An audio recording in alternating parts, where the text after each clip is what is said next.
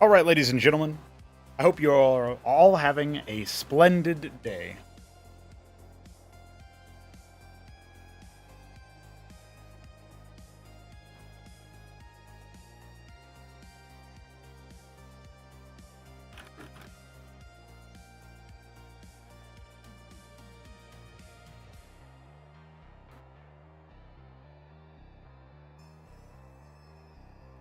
Today we're going to be doing a little bit of bits and bobs of work on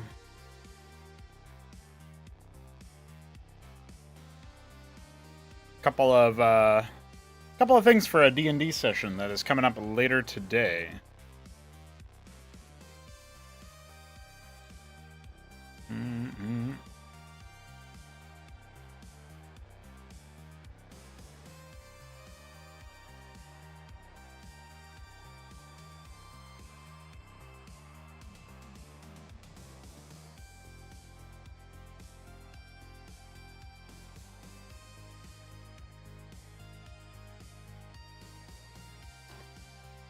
Kind of decorating a map over here. This one is mostly fine, I think. I don't think we need to do too much more work on this map. And then I'll be getting started on a couple of other details.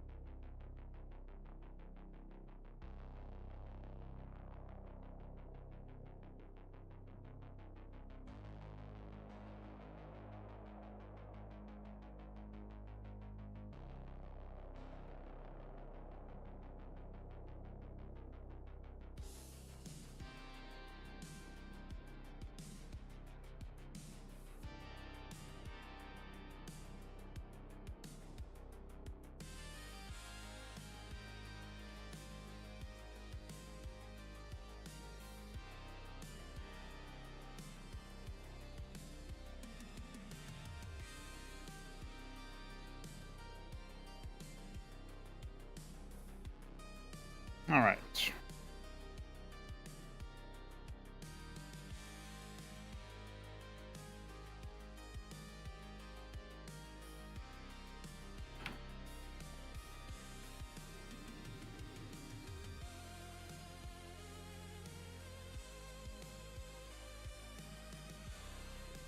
So we're going to be doing a little bit of scattershot detailing here.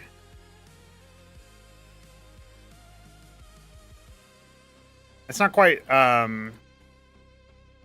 there's a little bit of a rhyme and reason to how I decide to paint these kinds of shadows. A lot of the times I'm trying to like take the existing texture work that's already there and maybe accentuate it a little bit. A lot of other times I'm trying to softly darken areas of the map that are maybe not as important. Usually those happen to be like close to walls and stuff, so it kind of makes diegetic sense for why they'd be a little bit darker. Like shadows are not going to be cast on them as much. Stuff like that. The other thing that this really helps with is breaking up repeated patterns in a texture. So for example, this area right here where my mouse cursor is, I'll zoom in so it's a little bit easier to see. This exact like little, almost like a end parentheses and then opening parentheses, that kind of symbol is repeated down here. That's just the texture. So we darken this one so it's a little bit harder to notice that kind of thing. Just helps break it up so that, you know, you might be staring at these kinds of maps for a while, depending on the location and obviously a bunch of other events. So it's definitely helpful to know some details about what's going on. You can also paint over a bunch of things like the actual objects. So I'm darkening some of the cliffs and whatnot. I am only on like 16 opacity. Should probably be at like 20. But also depends on the environment, right? Like if this was like a really bright environment instead, that would definitely change the opacity that is acceptable.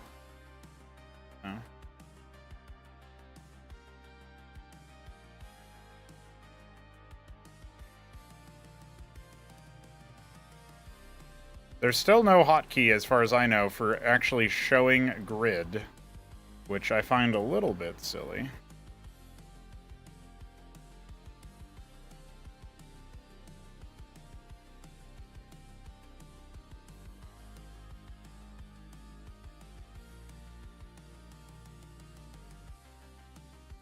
Okay. Being able to toggle the grid would be really nice. The visual display, anyway.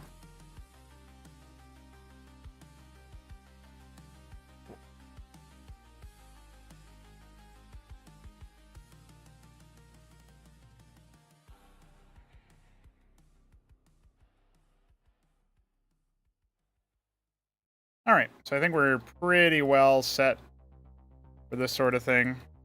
Players are not going to be able to see past the cliffs. It's a bit time-consuming to make sure that they can see exactly what I intend for them to see, but I usually err on the side of being less permissive on vision.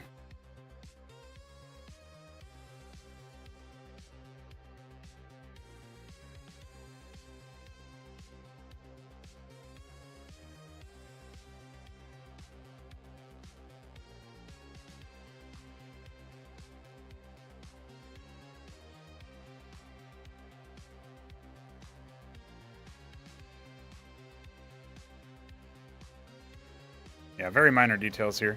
So I think we have a lot of concentration of the ruins over here. I think having a couple more spatterings of them in this location would probably go pretty nicely. Maybe like one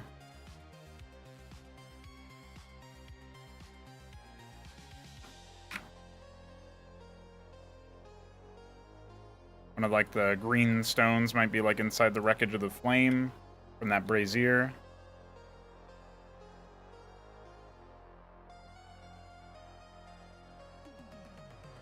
Like, they're definitely a bit of an odd color, so hopefully the party is like, wait, what? What's going on there?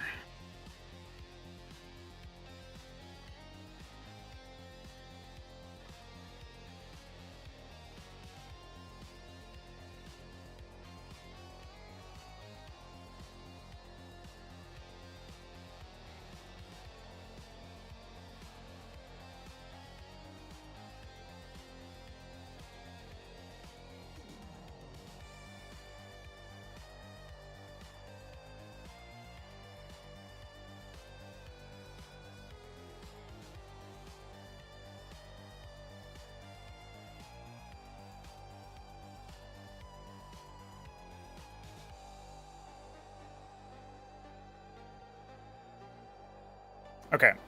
Alrighty. I'm going to experiment with a different Foundry feature today, I think. So we're going to import this map and get it ready. Walls-wise, lighting, etc. I'm going to go ahead and also consult something about our characters' sheets. And prepare an NPC to do something that will be somewhat important if our party members can't do the thing. Let's go to Worlds, Syndesaur. I think it'll be under Assets or something. Actually, I don't remember. Oh no, here it is. All right.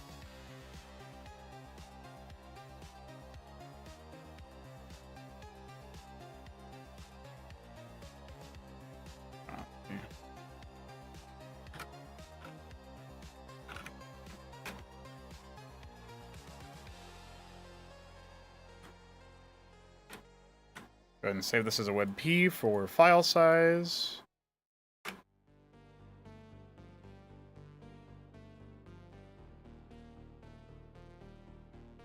So how did we organize stuff like this before?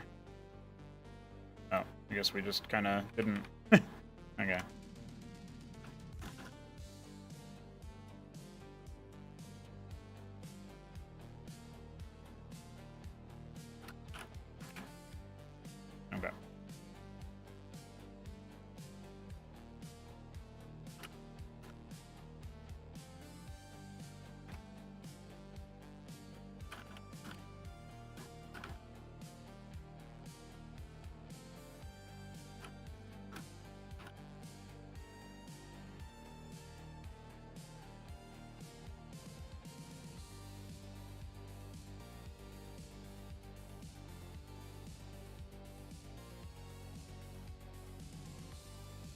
All right, so we just come in here, make sure there's no padding, make sure that under lighting, we don't have global illumination. Let's see. We'll do some environmental lighting adjustments once we're in there. Okay.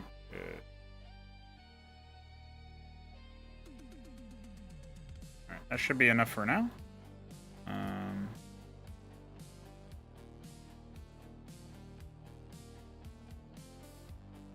All right, so here's where we're going to go ahead and set up some of the walls. I think we'll use terrain walls. It is a little bit more time-consuming to do the terrain walls one. Maybe not. Maybe we'll just use basic walls. I think that'll be fine. I'm holding left control while I'm placing these, and I'm trying to line up parts of this wall with the actual grid lines. Even if it's like, it could be more permissive or less permissive. And the reason for that is that doesn't impede movement of tokens as much when you do it that way. This is just going to be an invisible wall. We'll make sure that this square is not something that you can path into. It's an object. I think there's a couple other ones we wanted to do that for, like this one. I think it's fine if you like step up to the lip of that. That's acceptable. This one's a little bit. This one's a little bit off center, but that's okay. We'll see. I'm sure whatever the game or whatever the engine decides, whatever the program decides there is going to be fine.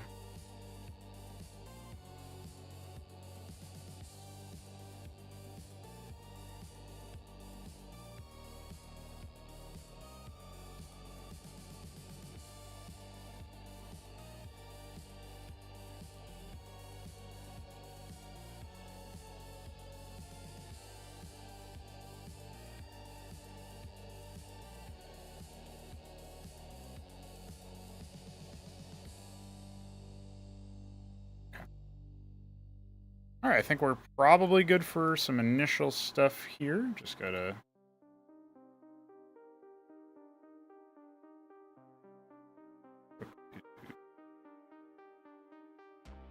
this.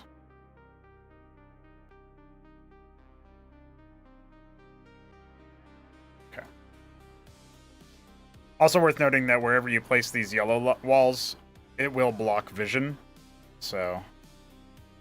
another point there. Oh yeah, since we hooked those together, it's going to be like that.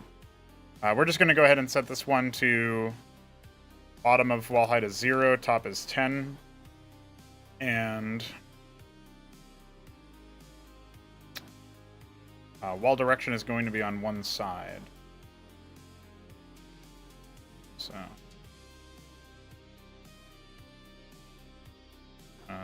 this one is the other way. The arrow pointing towards where the wall blocks vision. So this angle is correct, but this one is not.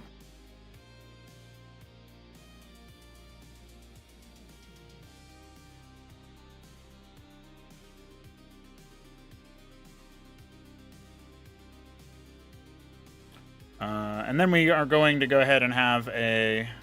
we'll do an invisible wall setup here, but it's actually going to be a little bit different than an invisible wall. This is going to be a wall that has vision block, but not pathing block. And it will be...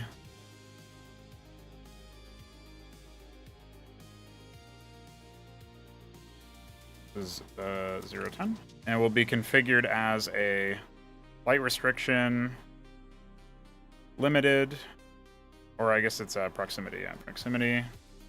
We'll say 10 feet is fine.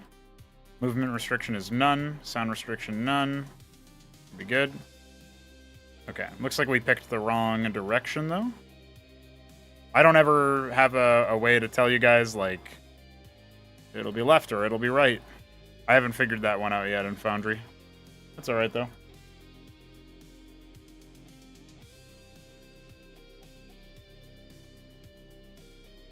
So I'm just kind of drawing it where I think it should block vision. I guess we'll do that.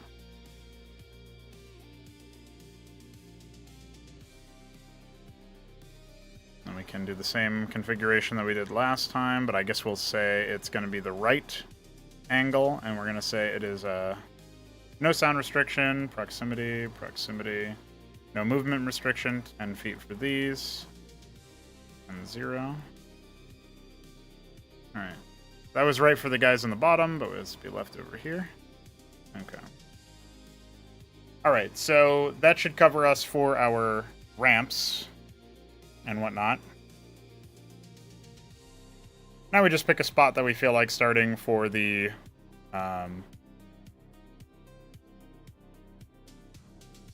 unplaceable walls. This will obscure some of the details that the players might have enjoyed seeing for the rocky, like, cavern walls and stuff, but I'm not too bothered by that.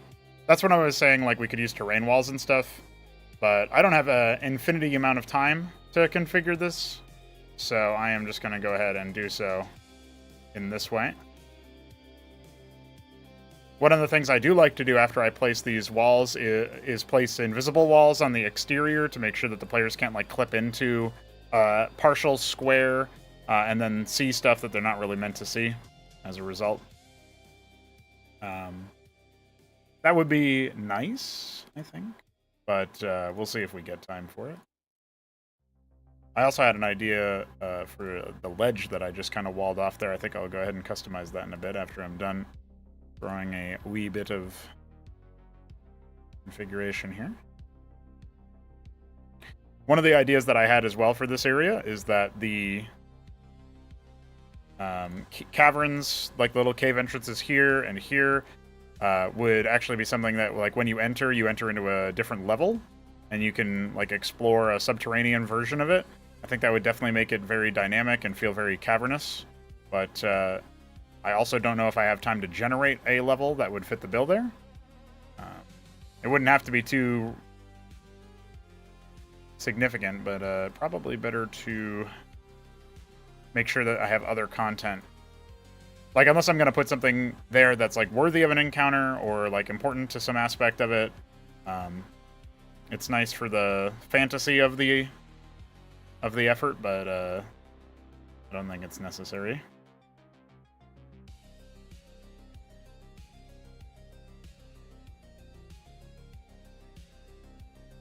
And see, I'm giving, like, a little bit of a lip here to the inner border, if you will.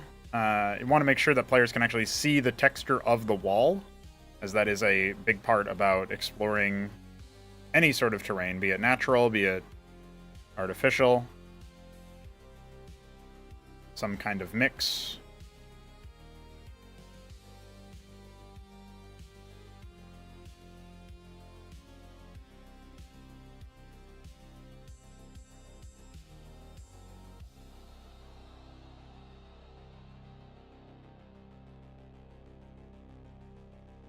Alright, we're nearly complete, and then we can go back over to that lip that I left up top there in the upper right area.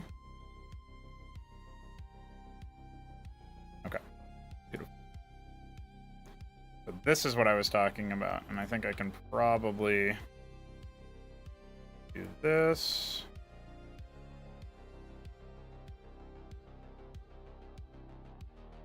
And then we can just have, like, an invisible wall here, right? Or I guess it would be closer.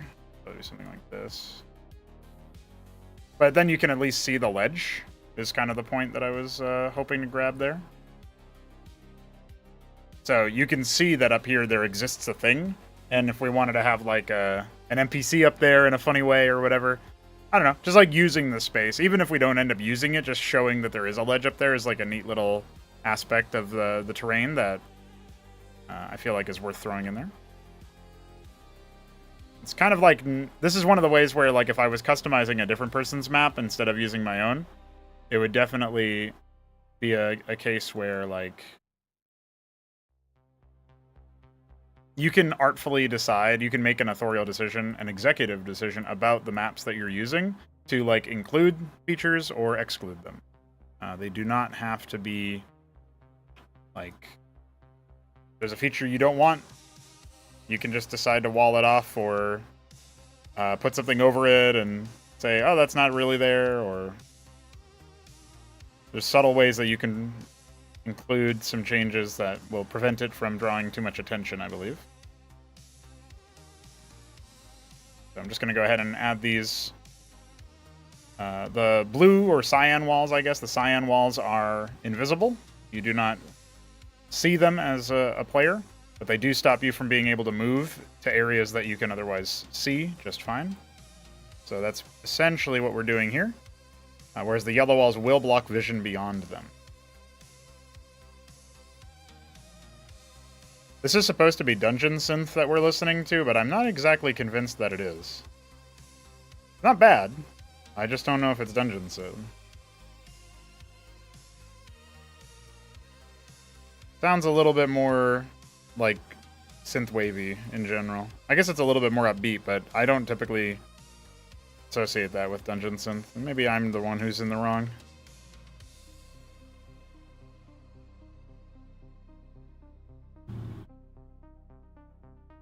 I feel like this little trick with the unwalkable walls, in addition to the invisible walls, is like really important for showing the visual character of your map, or any given map.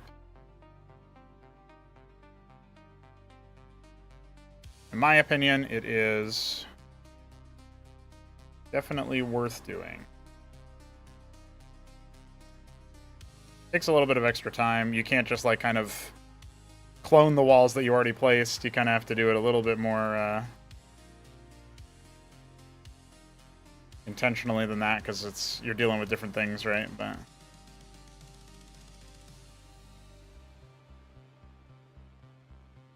I do wish there was some kind of way to like scroll. There might even be a keyboard shortcut for scrolling the area a little bit more.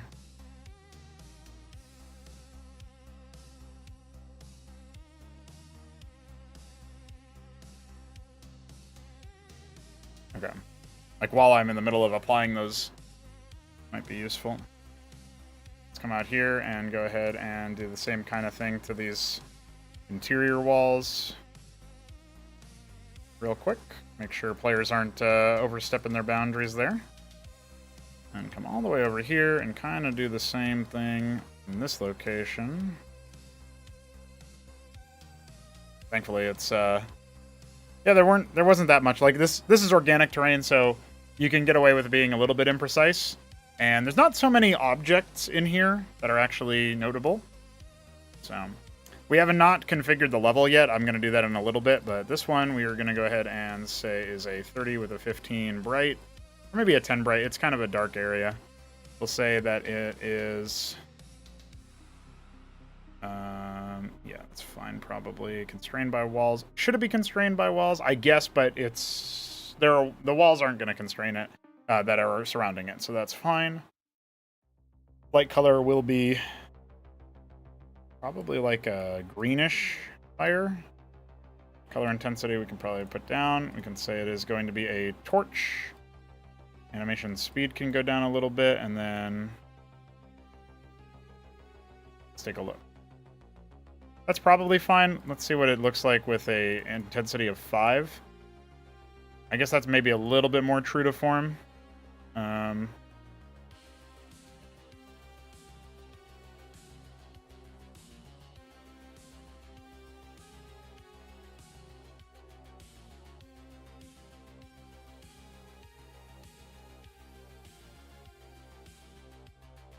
Just ever so slightly move it up so that it's a little bit more accurate. Same thing over here. Centered on the object a bit more. Okay. And then I would like a greener, fainter flicker. Thinking like 0.1.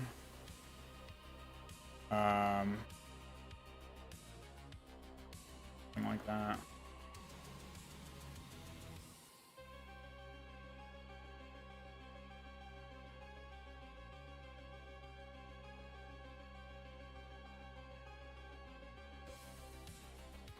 All right.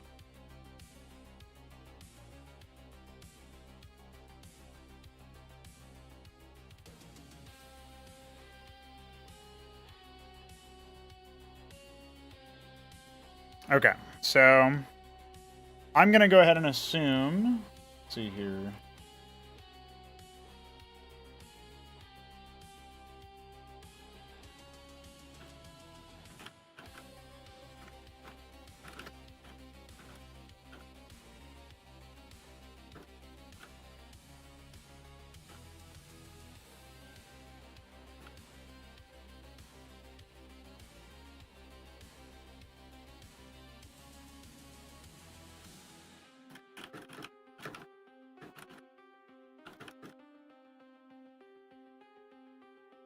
I've got to prepare a little bit of a mercenary company to be going alongside Nathaniel and Tiber here.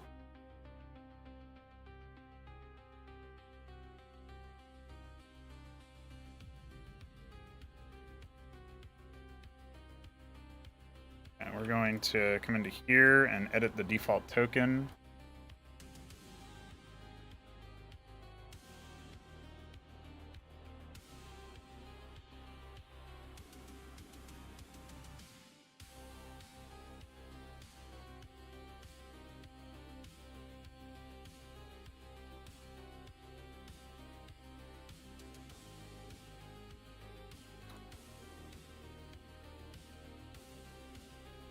I'm a little bit confused why sometimes the vision mode doesn't quite work.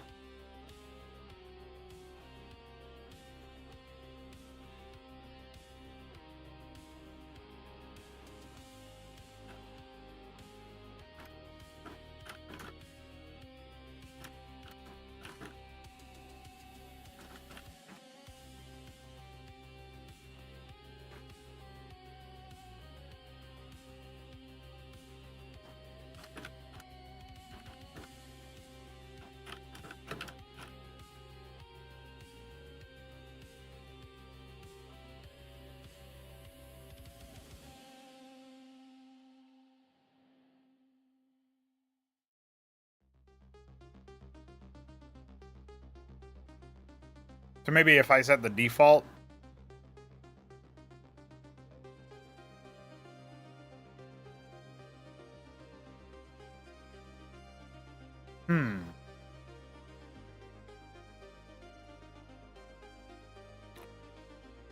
So I guess for this particular token, because it has dark vision, I have to go into here and say that its default is 120. Although 120 might be too far. Let's see. Because 5 was around itself. Like if I set these guys up, 5 would be feet, right? I'm pretty sure. So I just say 5 feet. 5 feet. Oh, I guess I forgot to give.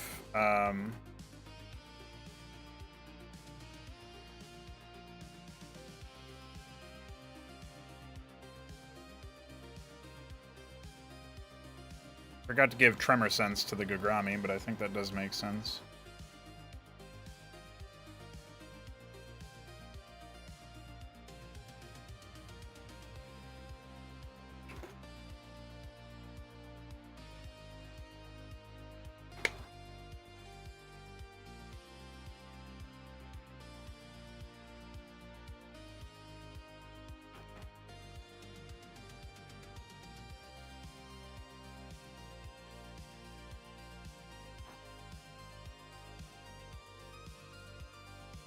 Okay.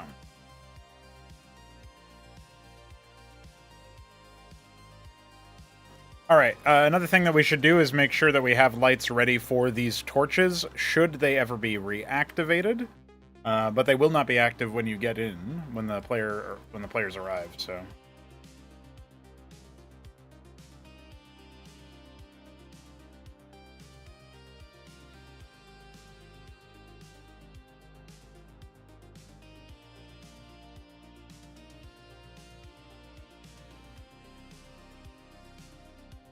Alright, that seems like a good torch template to me.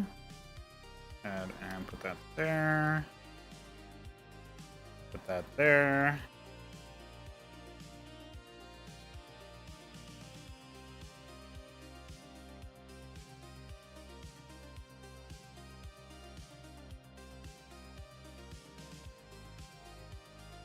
Alright, so I think we've got all the torches. This also has, like, fixins for fire, but we're going to go ahead and disable that. Let me just preview the torches, and as far as their placements are concerned, that all seems good. Yeah. Alright, so time to turn all these off. I'm just going to quickly preview that one as well. Looks good to me. Let's do it. Okay, so now we can go into our lighting and reset our Fog of War exploration. Looks like we figured out our dark vision stuff. It's always a weird one to set that up for me. I have only had to do it now twice, I think. Or no, I guess 3 times, because there was an elf. We had an elf in the first party, and then there was a gnoll in the second party that had dark vision. So...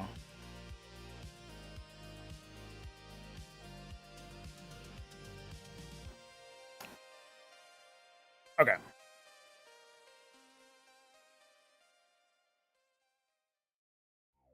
So we are ready to decide populating the opening encounter. So in this campaign, I guess I should close Steam. In this campaign, we have the party, most of the party is adventuring with the intent of clearing out the hostile presence within... Nope, forgot to turn that light off. Yeah, most of the party is currently adventuring with the idea of cleaning out some of the hostiles in this area. Some of the more nefarious creatures that are lurking in the Tenebrol, which is our version of the Underdark. And that means that basically, like, they're starting to interrogate some of these areas. Regularly, around like every 50 years or so, there's an incursion that threatens the surface world. So that's why this party is assembled, so that they can charge forth, defeat the incursion before it can really get out of hand and start threatening non-combatants, and essentially beating them back so that they, don't try it again for another 50 years, right?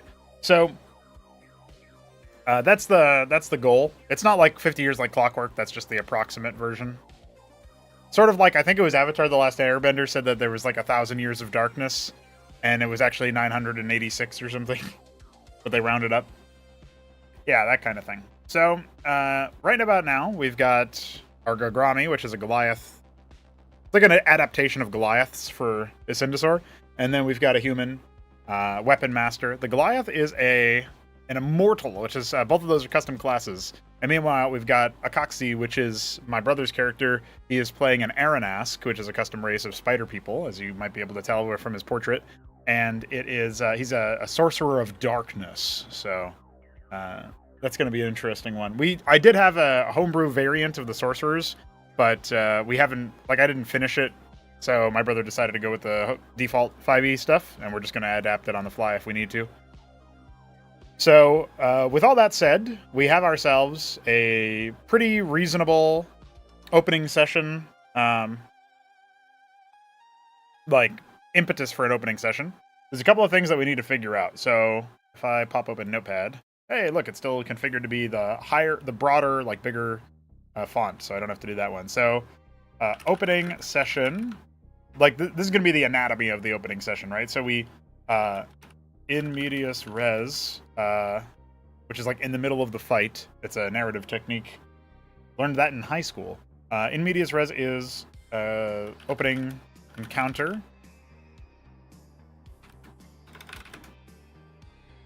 It will involve Tiber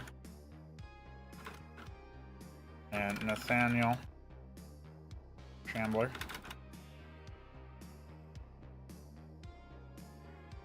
Plus mercenary company.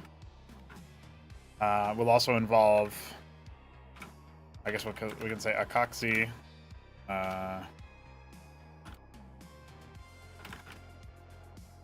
and retreating from a nether realm.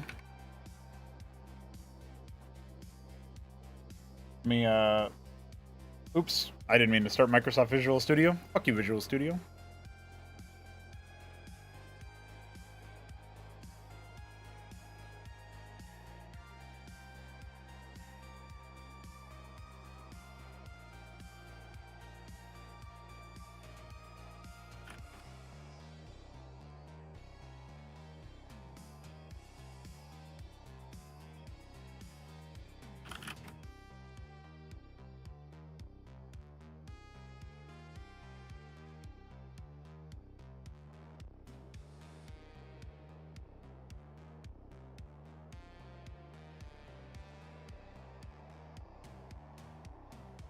All right.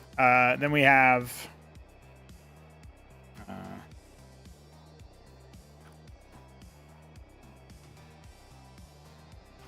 hunting miscreants, and then we have retreating from another realm is Akaxi. I was going to try to interrogate a couple of options here for what to call that.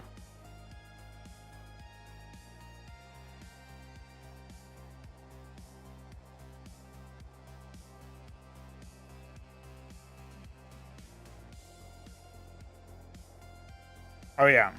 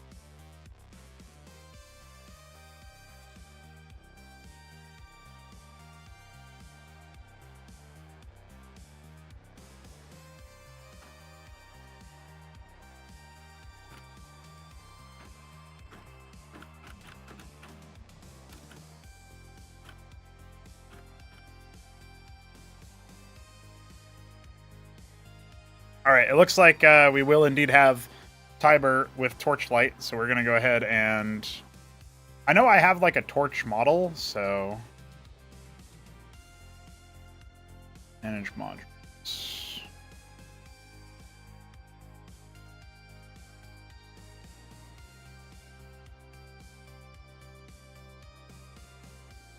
I don't know what that means, TBH, but alright, so... where's the torch? Configure controls.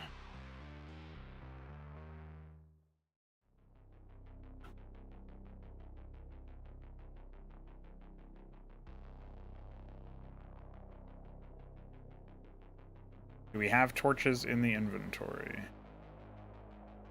Sure do. Not. Or maybe it's in the... No.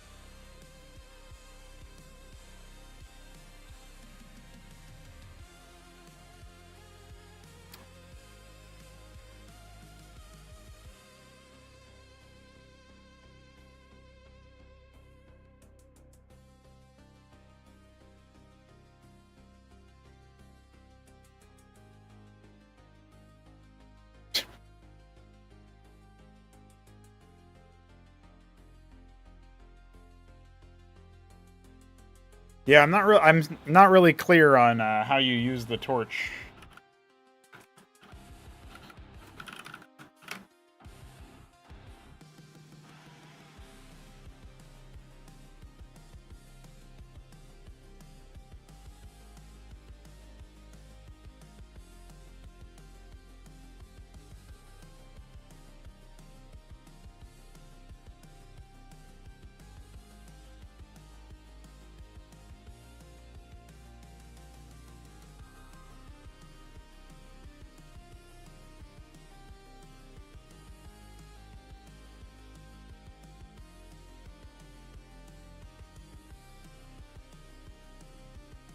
Oh. Well, that's easy.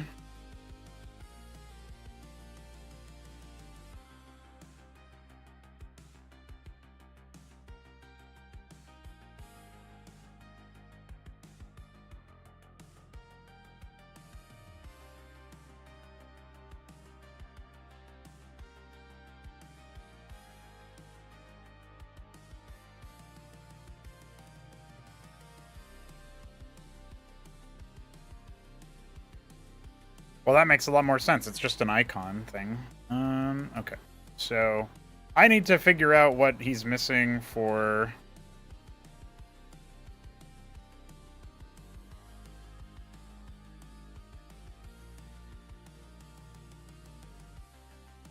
Adventurer's garb and stuff.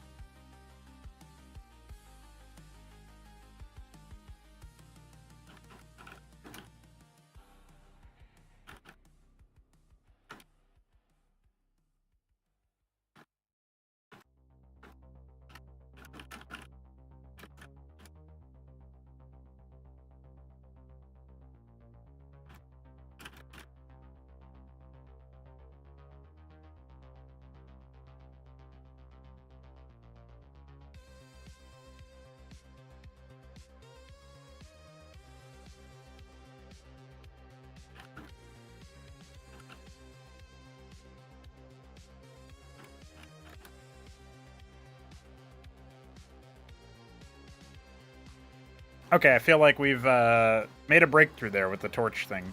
So I wanted to do a little bit of a cheeky change up here.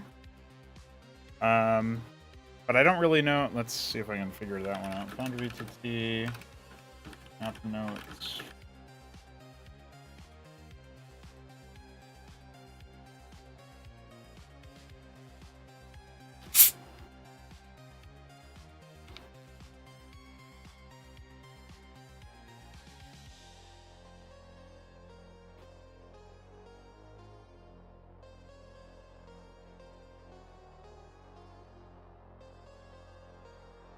Okay, so I guess you use the journal notes feature. You create a map note. And we're not going to create a journal entry, and we're going to say Terath depths number 2. There's no journal entry for it. Doesn't need a icon.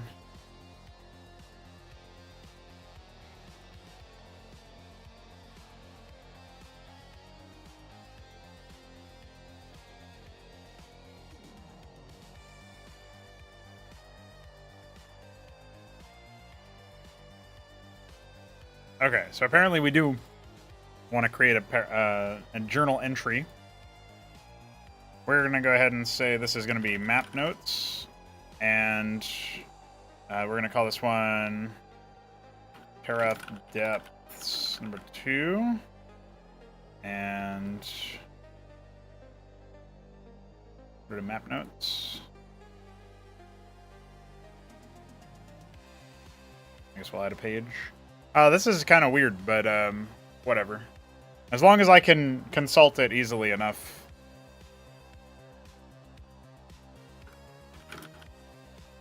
Map description, or I guess we'll say area descriptions. And here we'll say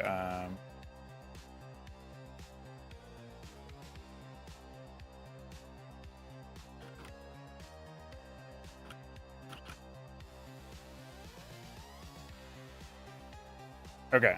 Yeah, I think this is probably good. So if we're taking a look at the way that the map looks, the way that the area is configured, let's go ahead and configure this. We'll say ambiance.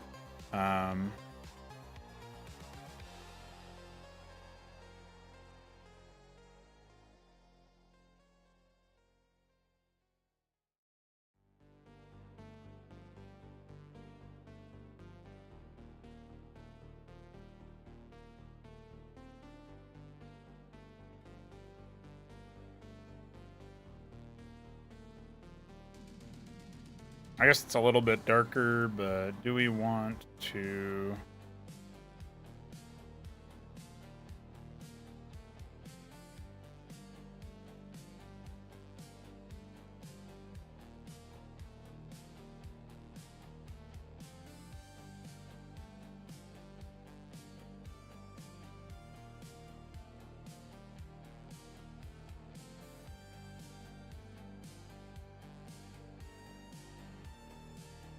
Okay. It's definitely also reducing some of the, like the potency of the lights.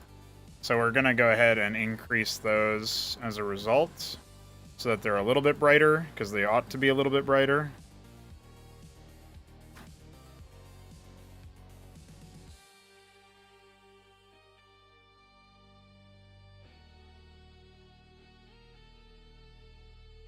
Maybe it's okay that that one isn't, but...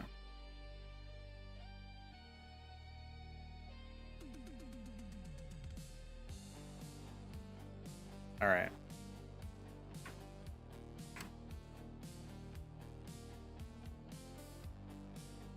Yeah, I think like the ambient glows and stuff are probably fine to not have an intensity increase.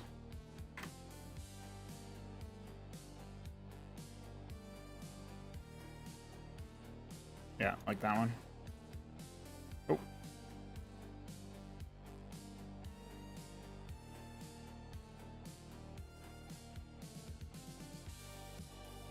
Okay, so my spot writing for remembering to engage all of the senses is not exactly my strongest, and this is also my first time running a session since my vacation. So I'm going to give myself a little bit of a leg up on both accounts by making this a little bit easier for me to describe. And we'll say that...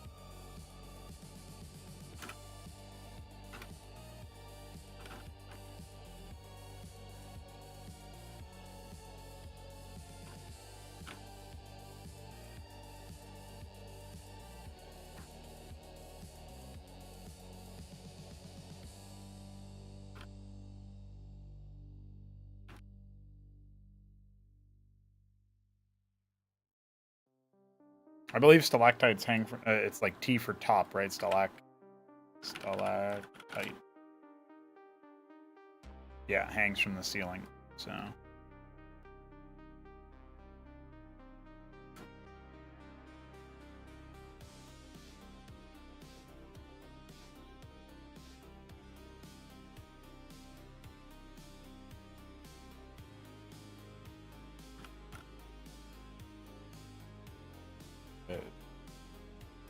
Yeah, we'll say muddy red, stalactites.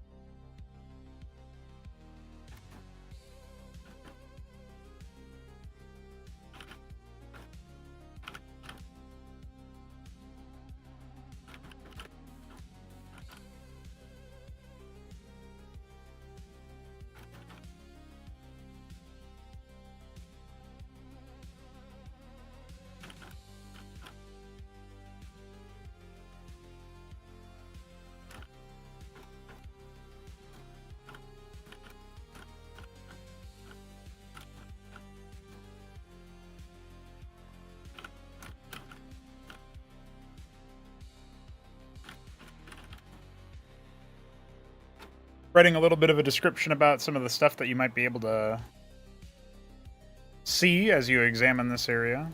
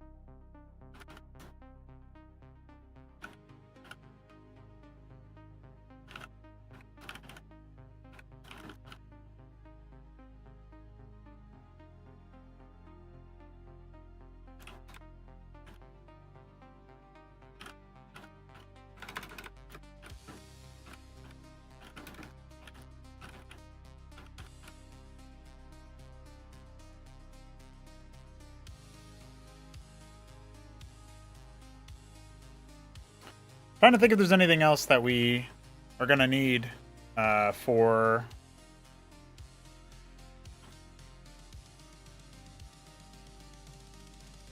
something of this nature. Probably like the bigger rubble piles, but I can probably ad-lib that. That's not that complicated.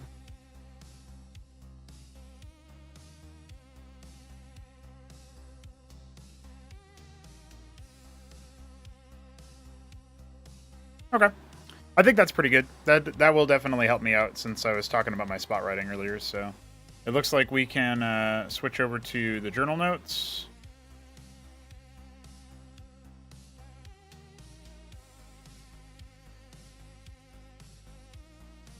And doing so will open this up for me, I guess. So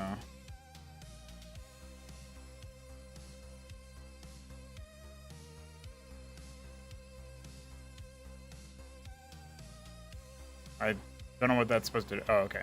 I toggled being able to see it at any time. That's kind of what I was hoping I would be able to do. All right. So let's go back to our encounter planning because we've done some prep for the room. Okay.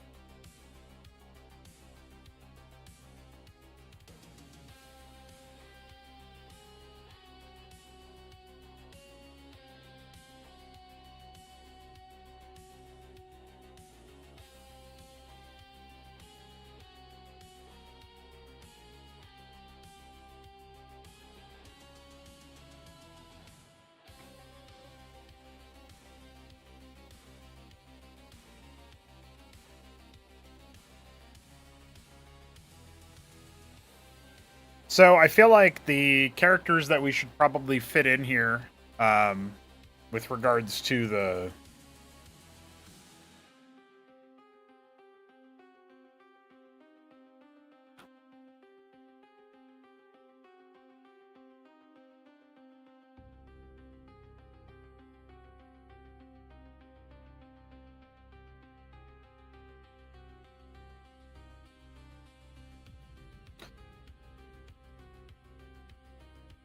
probably going to involve some more generic actors, right?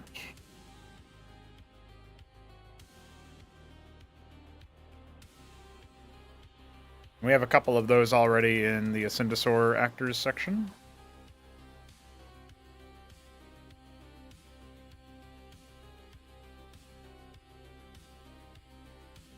I'll take a quick look at these guys to see if we want to make any changes about them.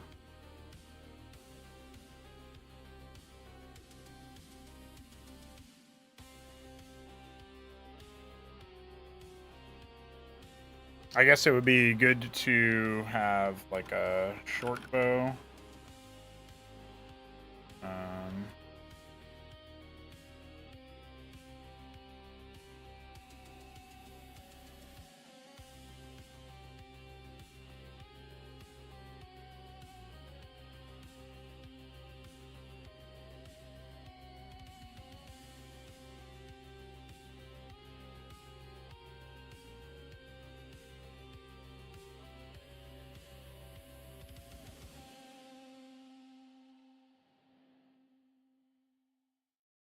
Always cracks me up that the default Explorers pack is weighing more than it should.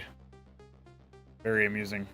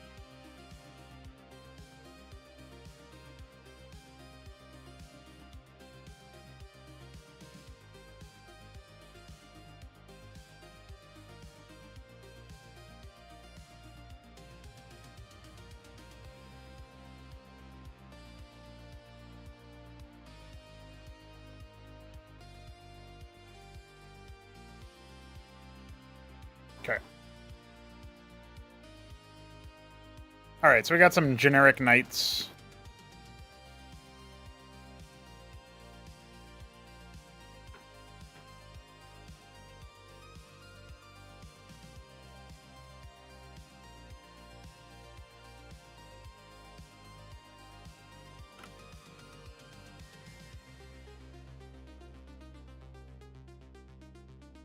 Sometimes I like to have like more catchy names for it. Like I think I had a couple of names for like some of the bandits. Yeah.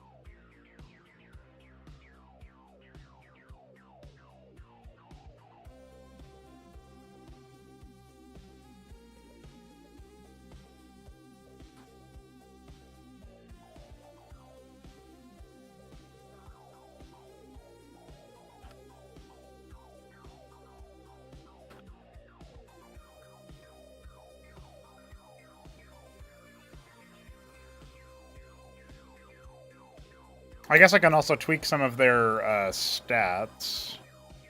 Like, they're all kind of the same right now, but, like...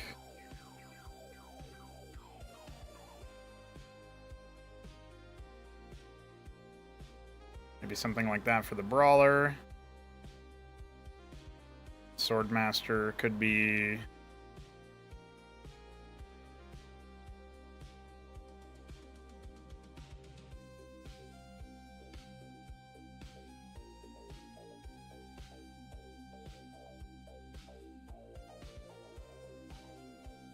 something like that.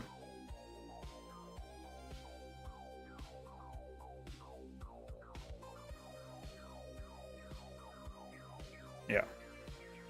I think that makes sense. Like, +2 strength and con for the Great Blade, but no dex plus. The Brawler will be...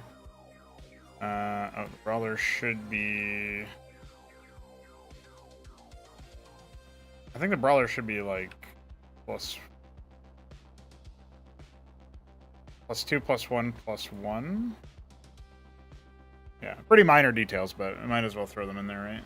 And the Swordmaster is +1, +2, +1, so it's harder to hit this guy by comparison. The Great Blade also doesn't have a shield, so he's like the hardest to hit, probably. Or the easiest to hit, I should say. Anyway, that I think is good. I'll go ahead and throw these guys in there.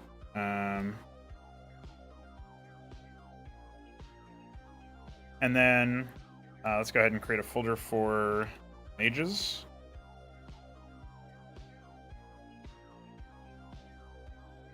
I'll say I don't think we actually have too many of those just out the gates.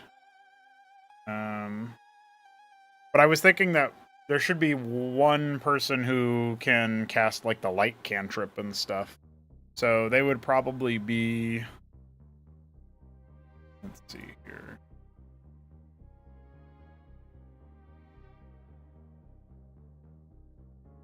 I thought maybe I had an orc mage somewhere, but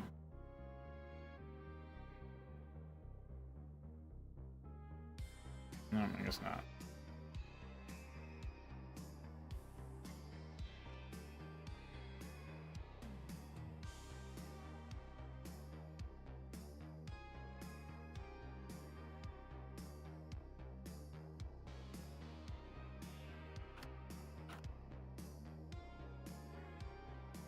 Okay, so we are going to say for this chap that he is a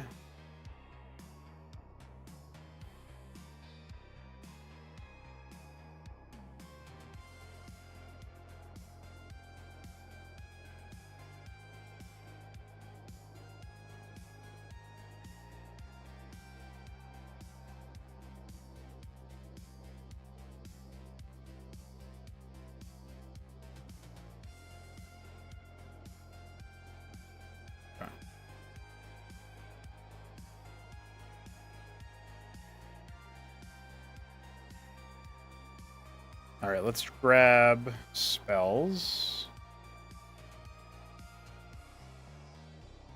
Light. Message.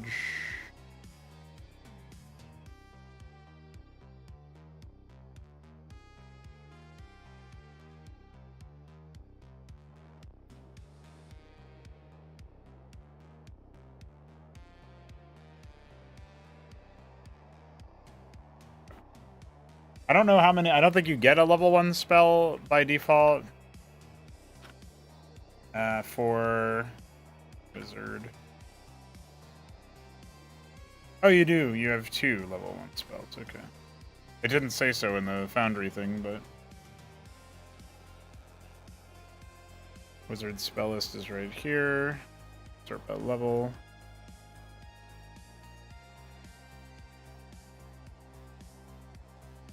I think since this guy will be more of like a knight character, I think it makes sense for him to have more stuff that's like a bit closer. Let's see here. Command and...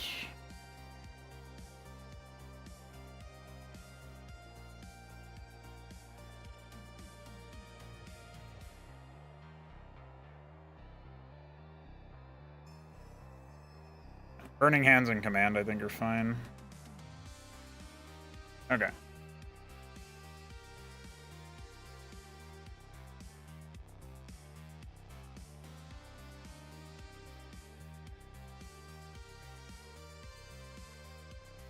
Is he going to be a human? Like, he doesn't have to be a knight. He could be a halfsmith, although those aren't implemented yet.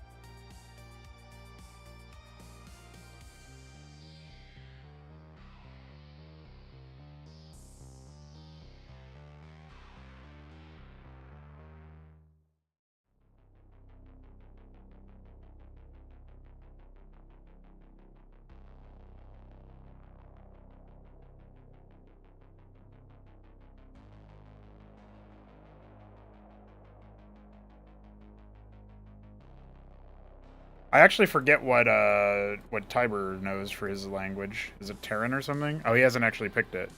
Let's go to... Infernal or Terran, that's one.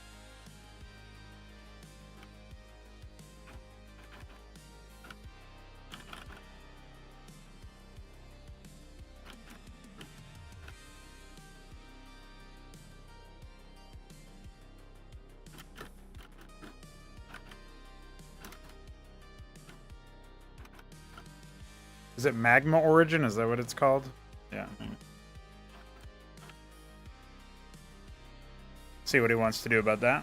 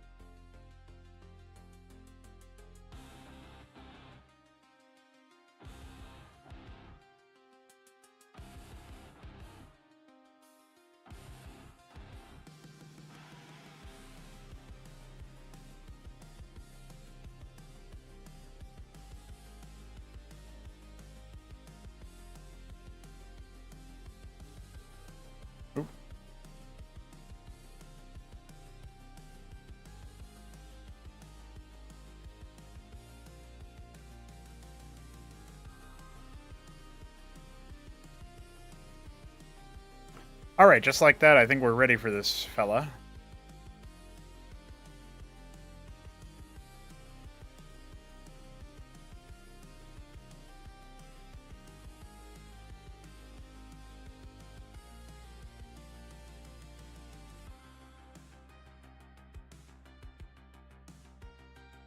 Alright, hold on. I forget that we actually have to do like a chicken dinner 5e thing.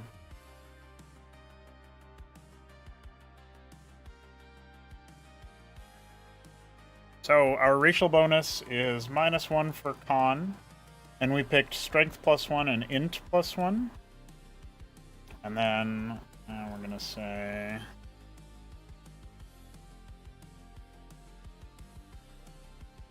right, okay. So I think we probably bump con by 1 just so we don't have a negative to it. And then we can go ahead and I'll show that on stream. So then we're gonna have strength be 12. Or no, I guess strength be 11, so that we have the +1 from our racial bonus that we picked in. Oh, we also get an extra point in wisdom for our iridescent iris, so we should add that there to the tally. And then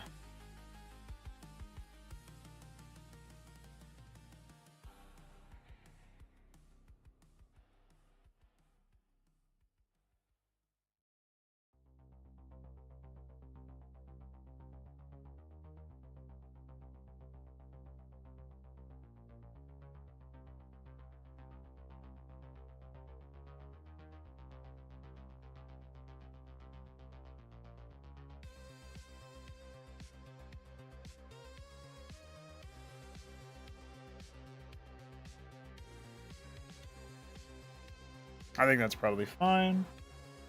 So we have 11, or no, we have a final score of 12 strength, 14 dex, 11 con,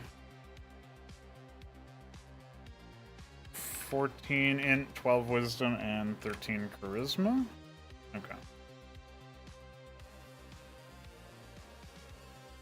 Alright, so now we get to go to images.google.com, and we get to do like, what would we say here?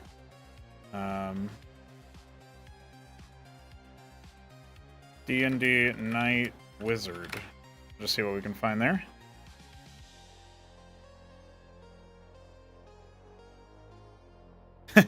Lightsaber.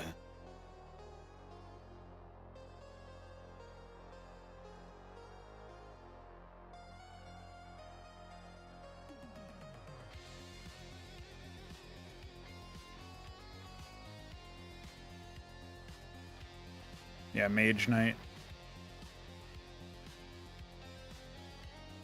Because he wouldn't have, like, ridiculously heavy armor or anything. He's still a wizard after all.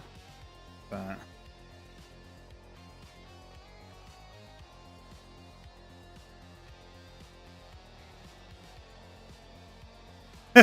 like, this is kind of funny, right? That's a little bit more armored than he ought to be, but I like that idea. There's a lot of AI generated images here, of course, but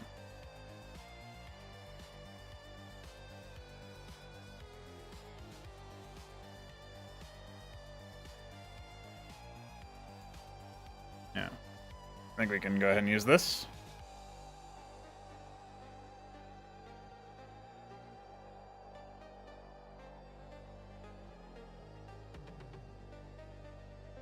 I do wish that the bottom of the I don't know why your legs are exposed.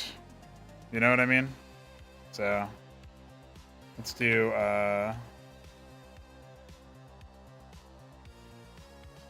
call that.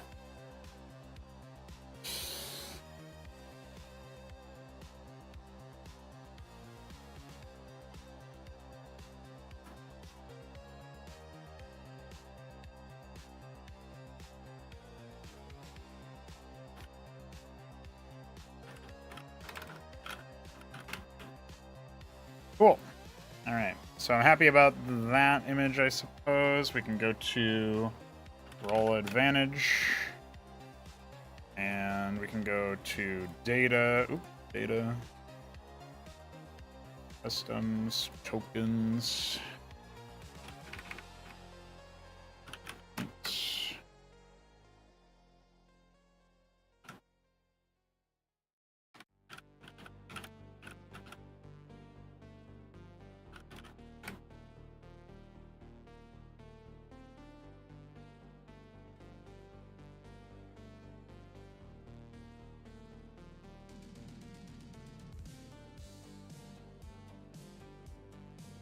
I like making it so that the weapon doesn't figure into the art if I can, so that I can be a bit more ambiguous as to what weapon they're holding, despite the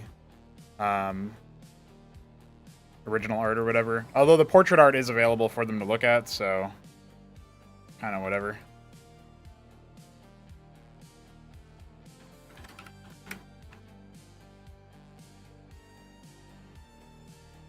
Okay.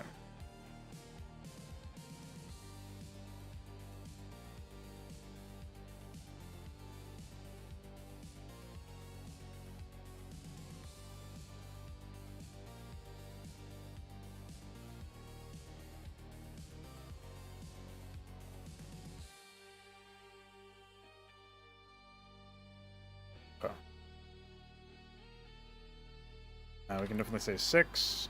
Let's go to the equipment section now. And we're going to say for items, leather.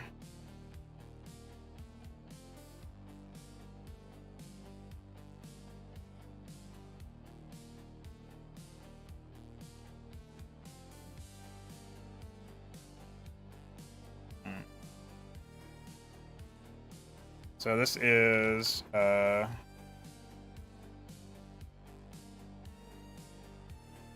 forget what we got here, but let's see.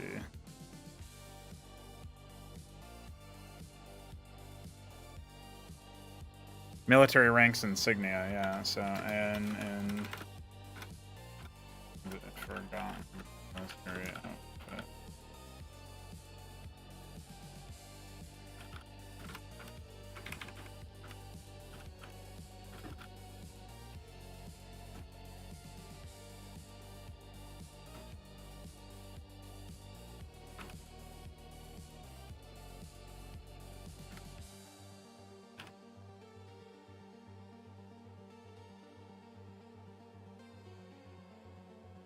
And then small knife is a trophy from a fallen enemy, so that's whatever.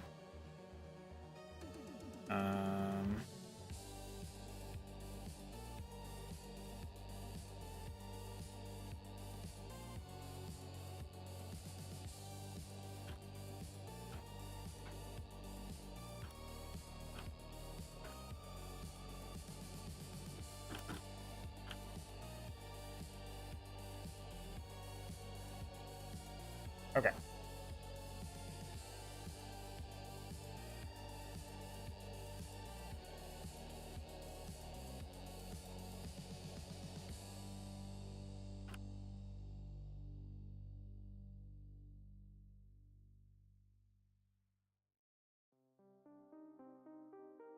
We'll do longsword. We also need to come into here and say for weapons, specifically say longsword. I don't know what this is. Mastery. Okay, yeah. Proficiency longsword. We also have dagger. Okay, that's fine.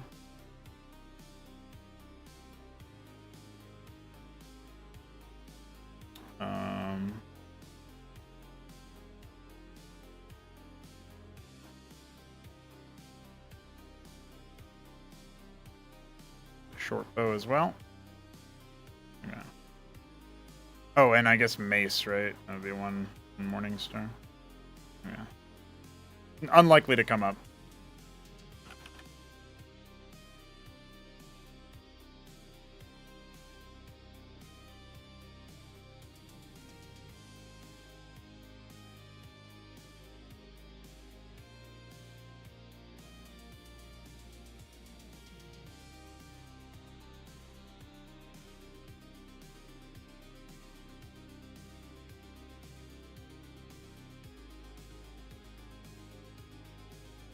Okay. Longsword, short bow, studded leather armor. Yeah, that should be good, I think.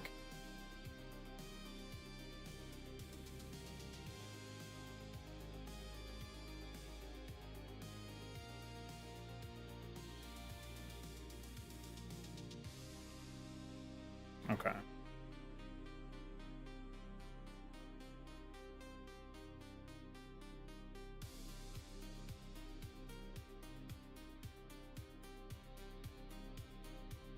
Apparently I can't drop favorites there. I don't know why.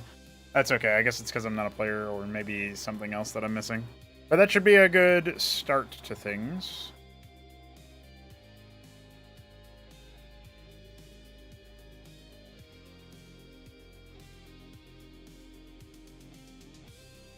Okay.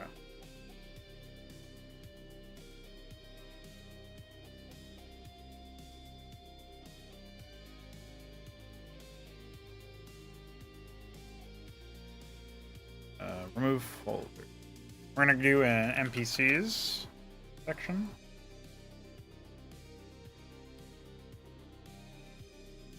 We're going to say this is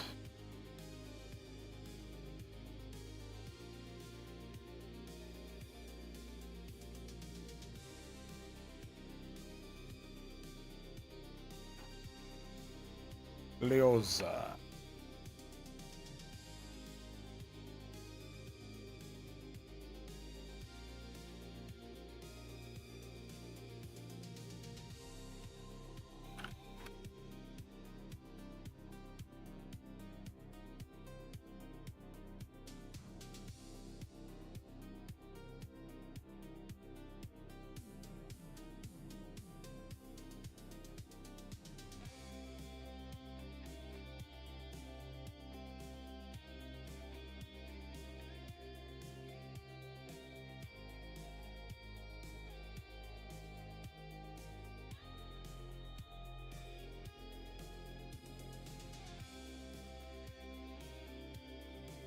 Okay.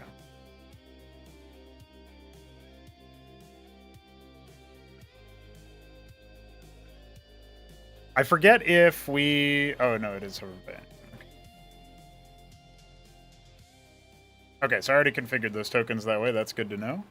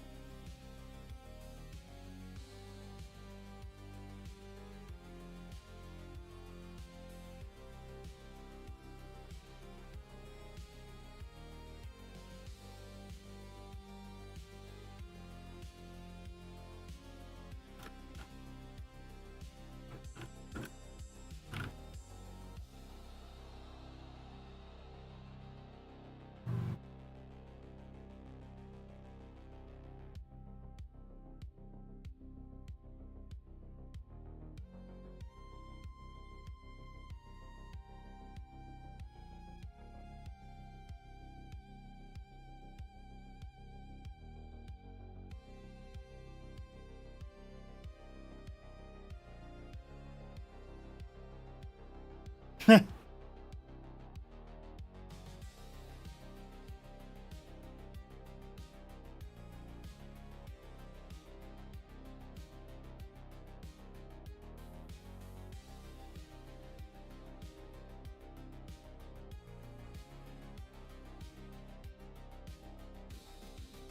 see there's some hot gaming going on for Cosmonarchy. That's always nice to see.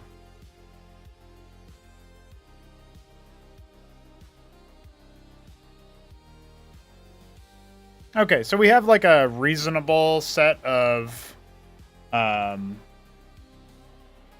like NPCs, allies, and whatnot. I'm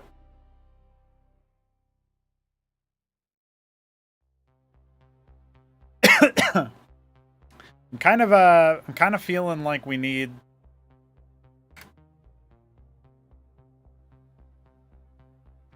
Let's edit this folder's color a little bit.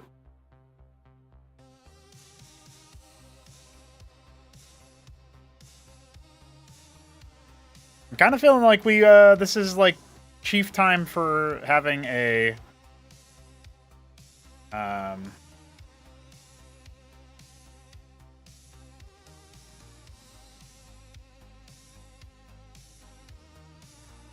like chief time to have a Bulette show up. Now, the party has already like the players have fought a Bulette before, but that'll be pretty interesting.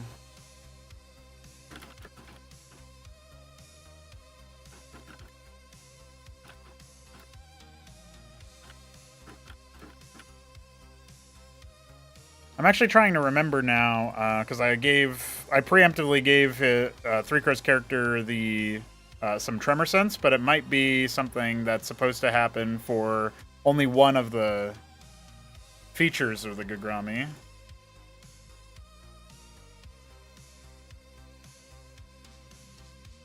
10 feet of blind sight, 30 feet of dark vision.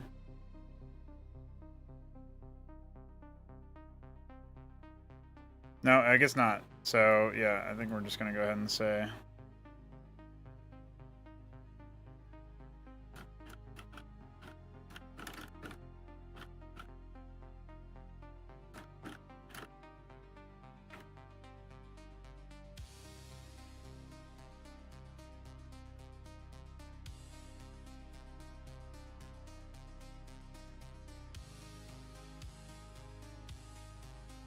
Let's go ahead and add that to the Gagrami itself. All right, very nice.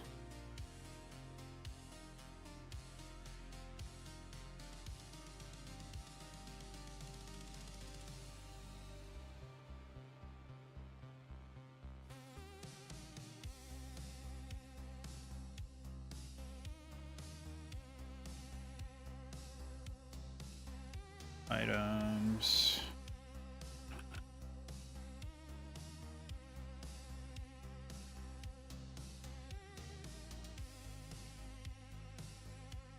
Yeah, they can all have torches, which is pretty sensible.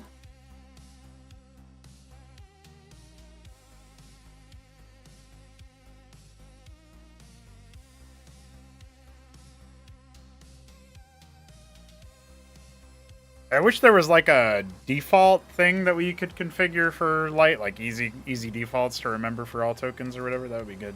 That's probably done in some place somewhere. All right, I am going to take a short bathroom break. So when I return, it'll be time to start planning out what enemies you're going to face in this area, and also plan the so there's like obviously the enemy encounters that need to be done, and then figure out what's coming up next for them. Like a lot of the setup stuff is going to carry us through for further discussion. But like I started working on things like talking about the fact that we're probably going to see a Bulette somewhere, but that's just one enemy. There's got to be many more than that. And I kind of want to play around with... I kind of want there to be a few different kinds of hostiles. Like, not just one race, but a bunch of different creature types and stuff. And I'm thinking they're going to be pretty haphazard, not exactly well... not exactly well drilled or organized. And yeah, we're gonna go around with that. So that's my plan anyway.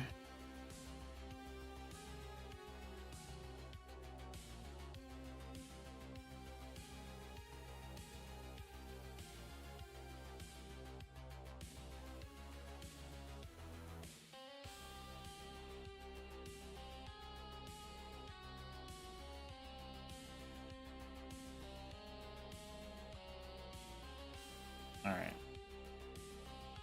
That's a little bit more sane considering how well armored they are. Okay. Very nice. Did we end up hovered by anyone? Yeah, okay. Okay, cool. So yeah, I'll be right back.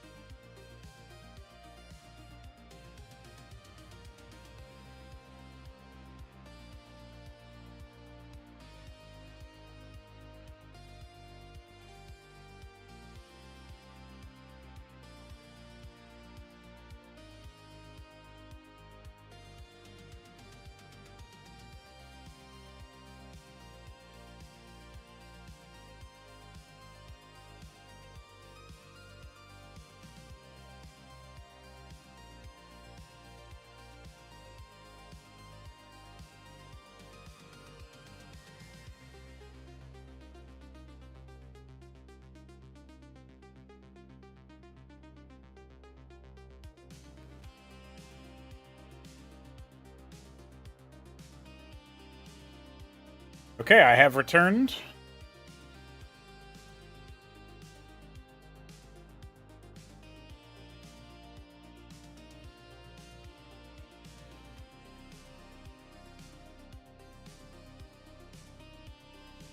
Alright, so we know the Amulet is a possibility, even though it's, like, titanically potent. Probably don't want to include it as, like, one of the first things that you fight.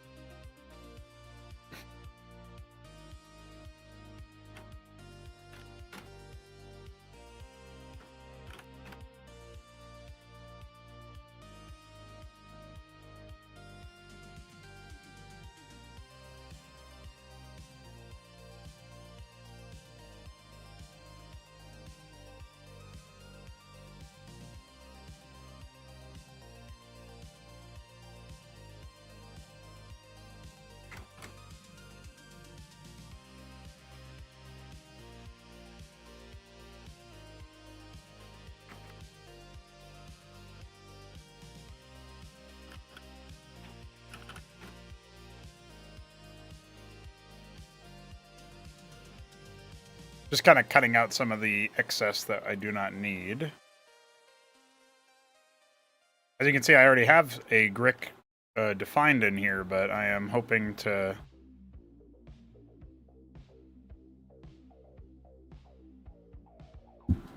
have a couple of different ones. Token.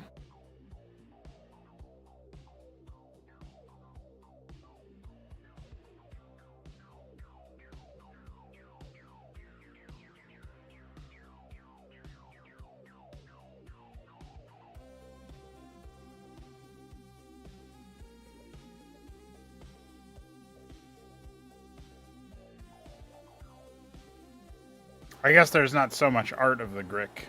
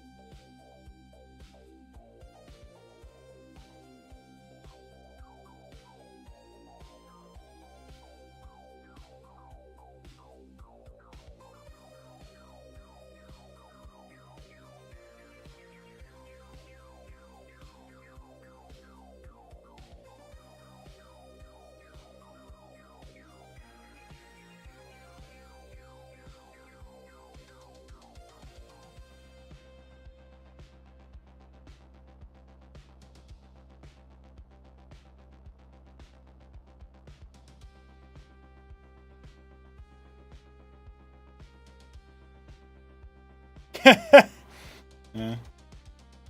Fair enough.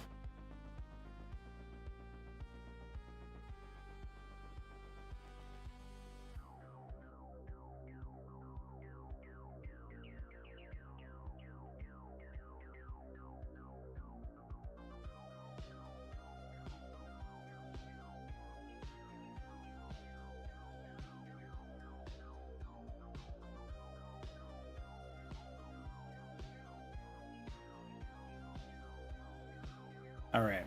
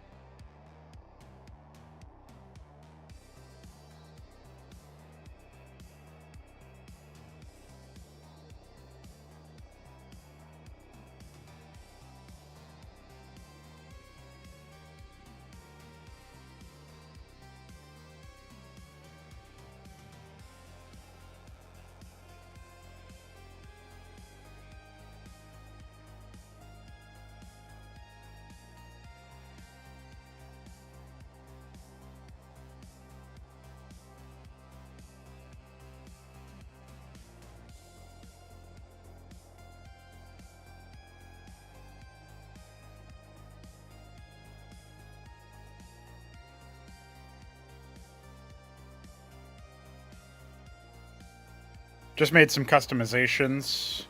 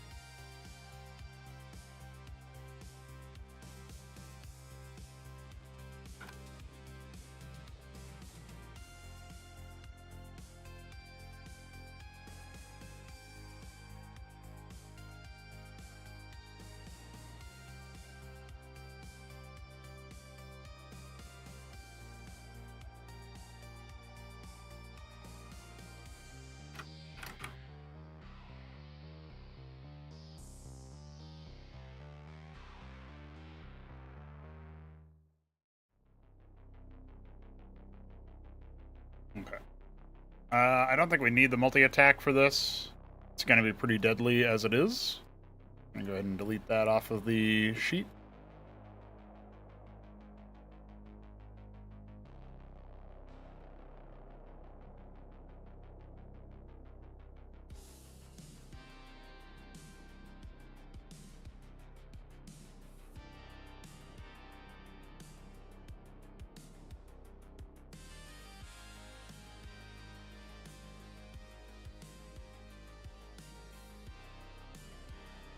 I also don't really like damage resistances in general. I didn't see that they have them. I think it's fine for that to be the case.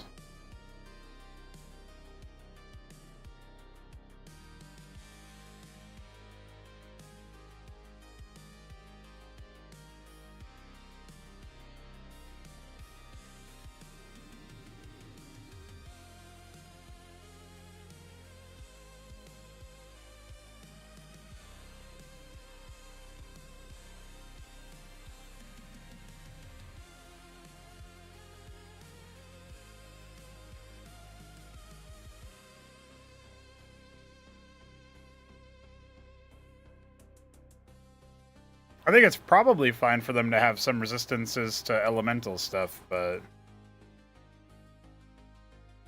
that's fine.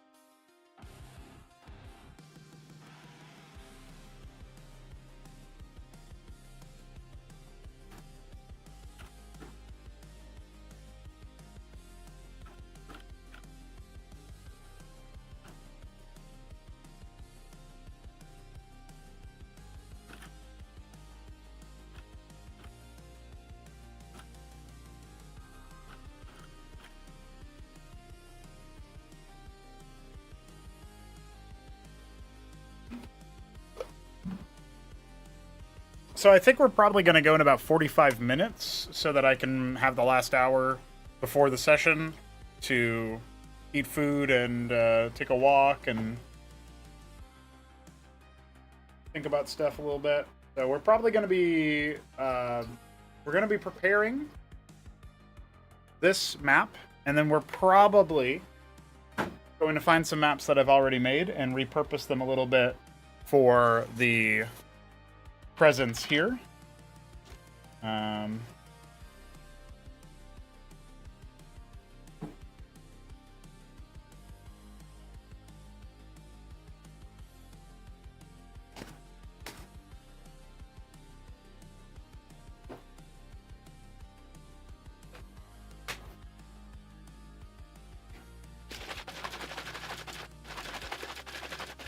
Yeah, I think I can probably do that.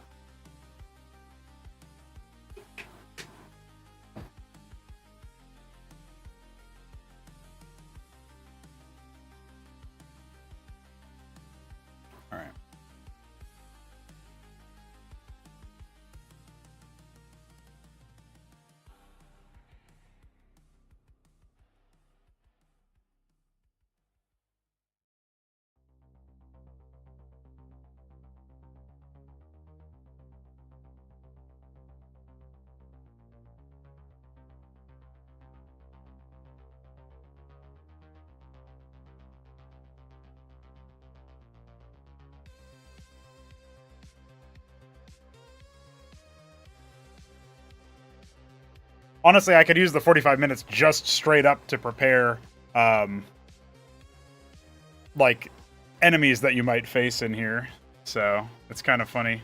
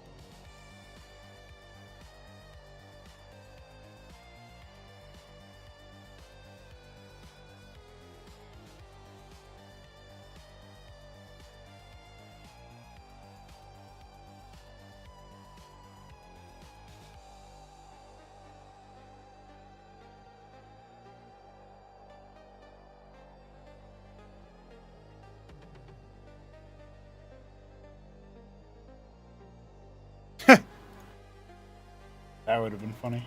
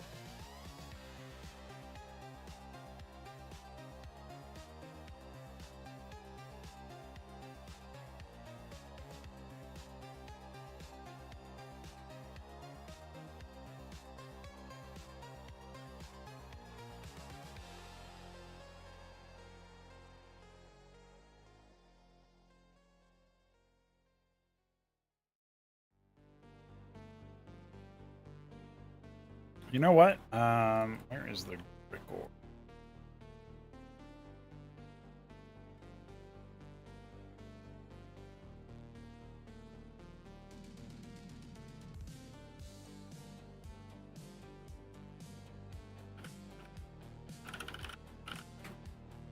Yeah, I kind of like that a little bit better.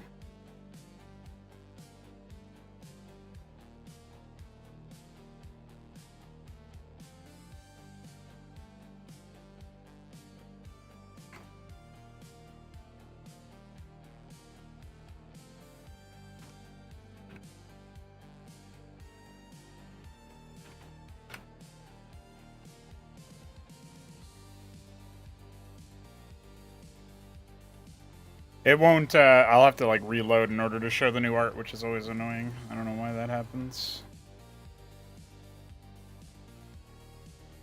Okay, I feel like the...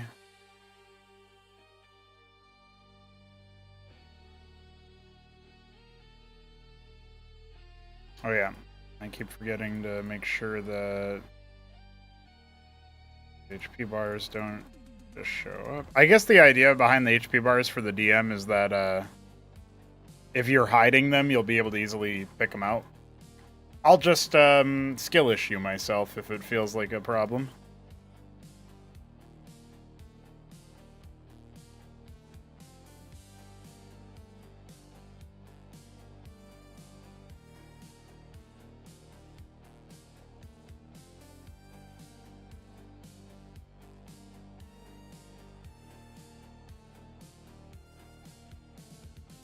I don't remember why I had this Melvin Mage or why he's listed as a fighter.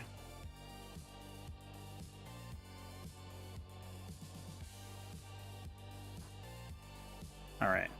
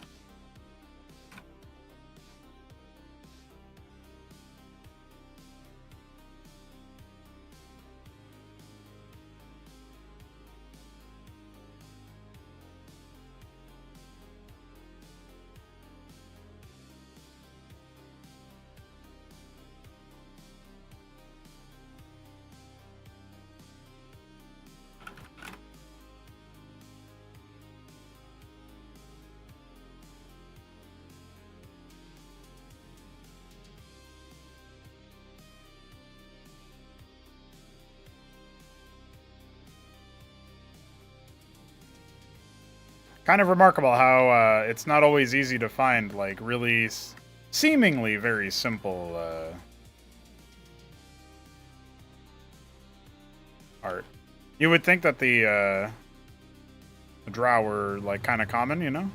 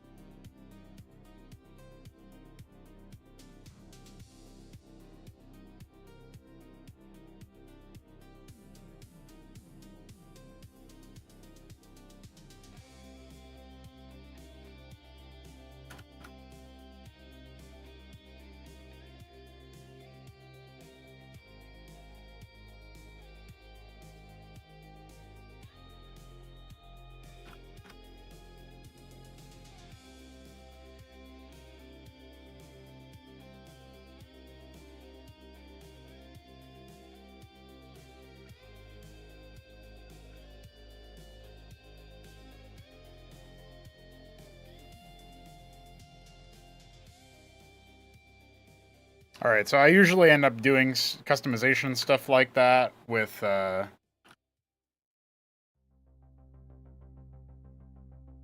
when we're in situations like this where we need some kind of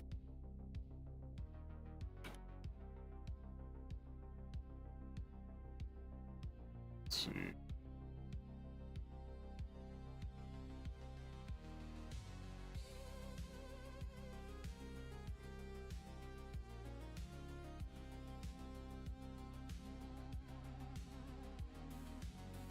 Like I'm gonna make a couple of variants, right? Like I just did for pretty much anything that I grab um, out of the list there.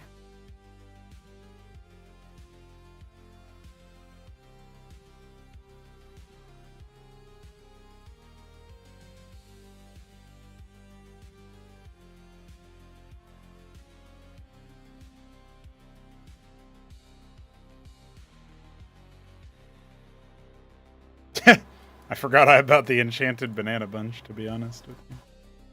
To be honest with y'all.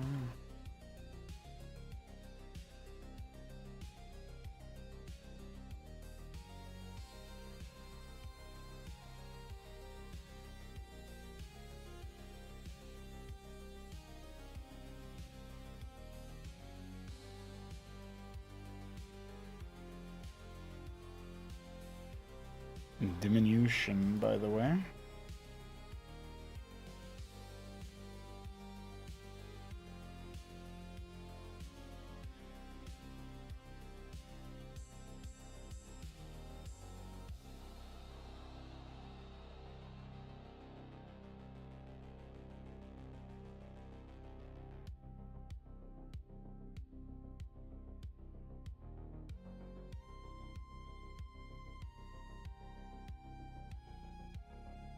It's wild how expensive healing is in default D&D, but I guess I understand.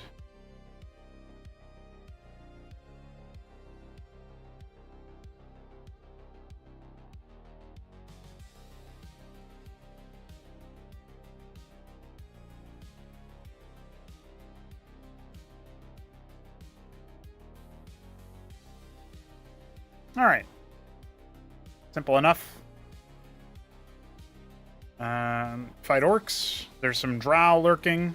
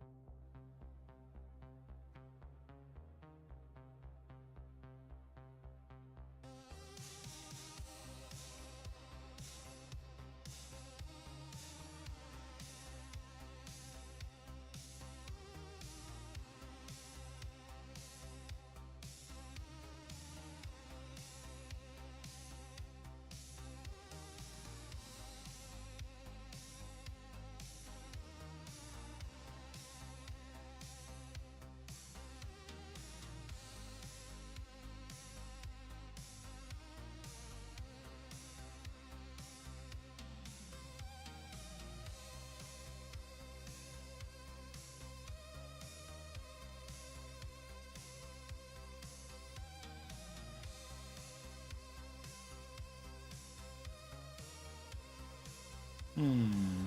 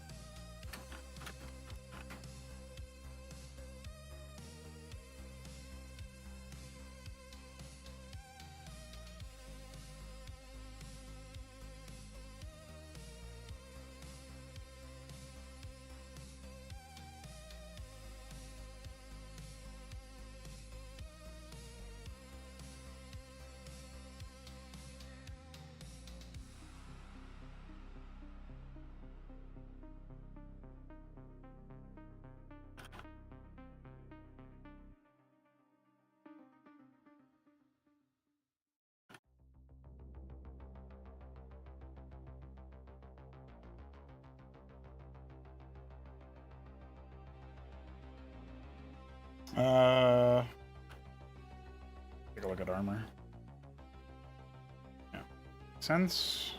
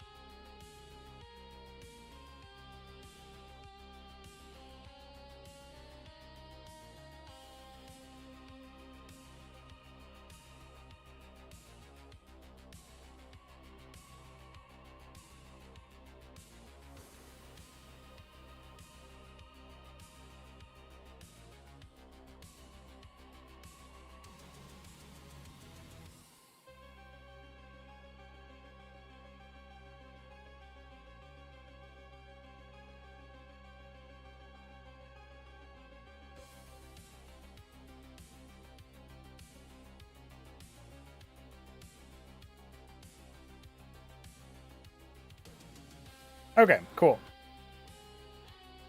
I wanted to use that alcove for something after all, you know? So I got that stuff taken care of.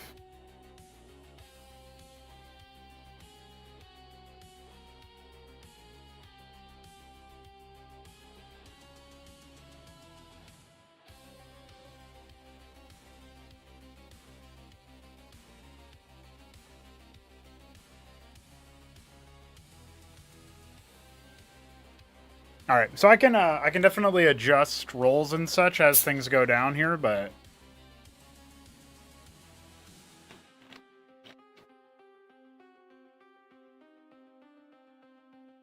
I think this is a good good little bit so far.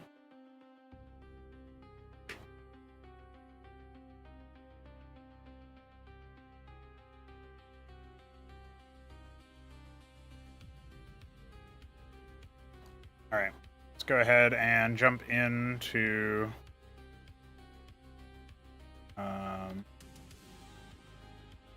so at some point I probably will end up duplicating this map and sprinkling in a couple of like turning it into like a subterranean level where you pop in here and you can explore around. We don't really exactly have time for that. So instead I am going to turn to my maps.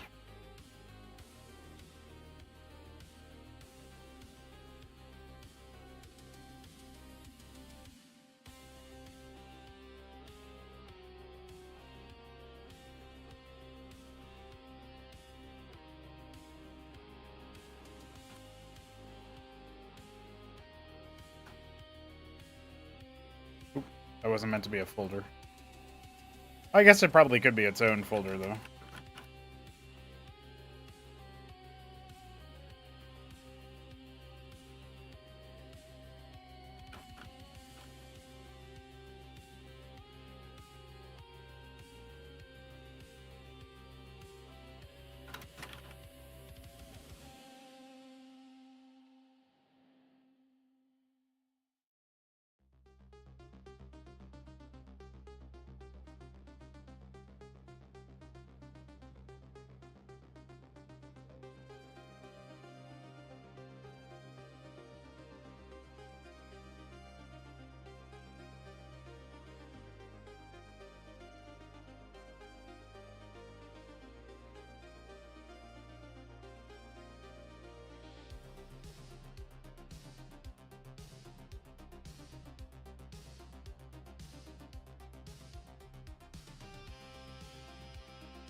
All right.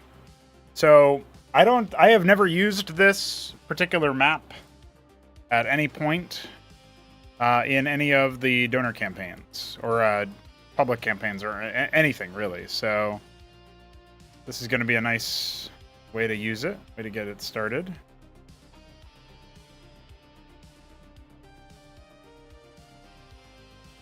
However, it will require some setup. It is quite large. Some of that setup can be done in the midst of things, but probably shouldn't be. Also, I have no guarantee that the players are even going to, like, arrive at this location. But there's a lot of content here if they do. That's why I'm going to go ahead and invoke it for this purpose. Oh, I also need to grab some sound effects and hopefully some music for the combat.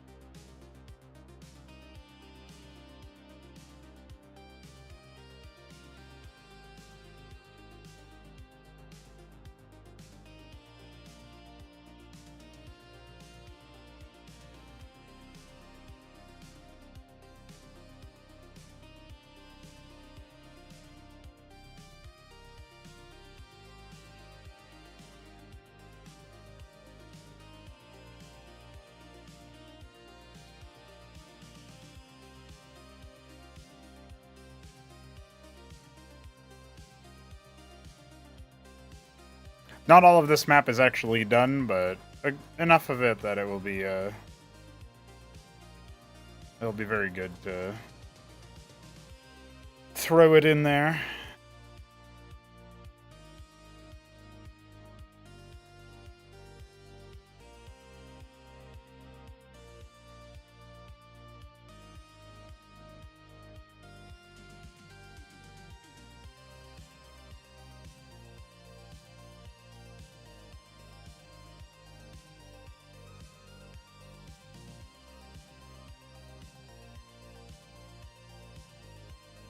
Oh, I guess I shouldn't have done that.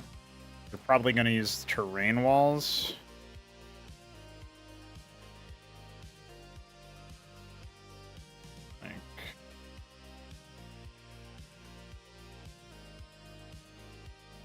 Accuracy does matter for this area, so I'm going to be a little bit more of a stickler for it. Because this is like separating the playable space from the not playable space as of right now.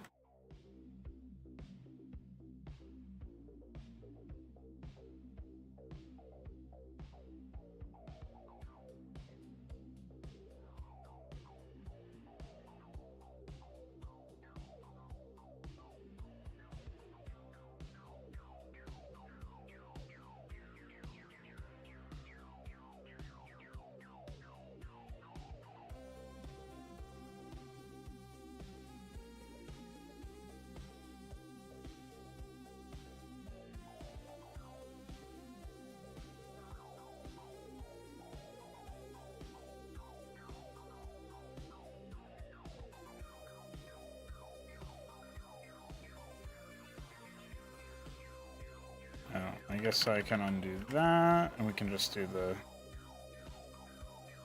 classic.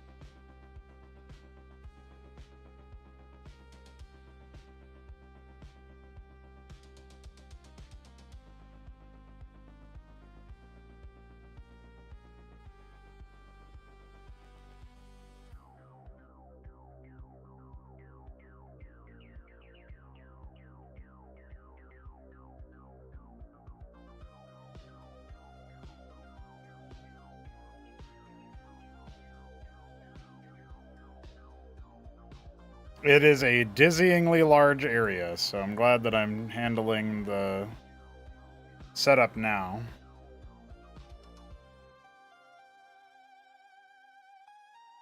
I definitely won't get the whole thing set up in time for the session, but really all that matters is that I make sure that the main hall and maybe like this area and this area are handled.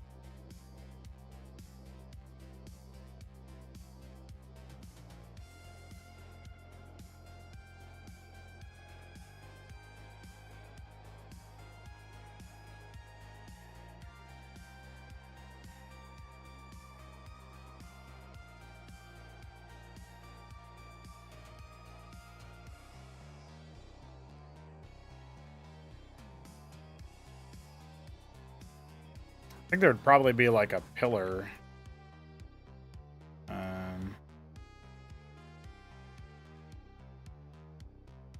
At that rounded corner there, so I'll have to do that at some point. I haven't worked on this map since December, so it's ambitious, and I would probably change a lot of things about it if I was starting from scratch now, but I'm glad I'm not starting from scratch on it, because it is very large.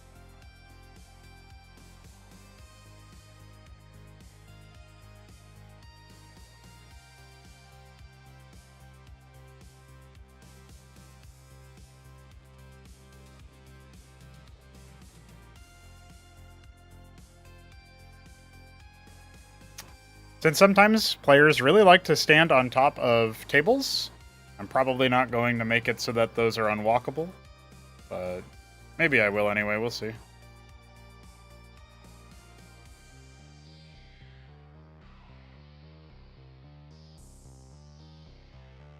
It's kind of wild to see how much different stuff is in here and all that. I'm noticing a few areas where I definitely could have done different like techniques or whatever, but I definitely did a lot of things. That's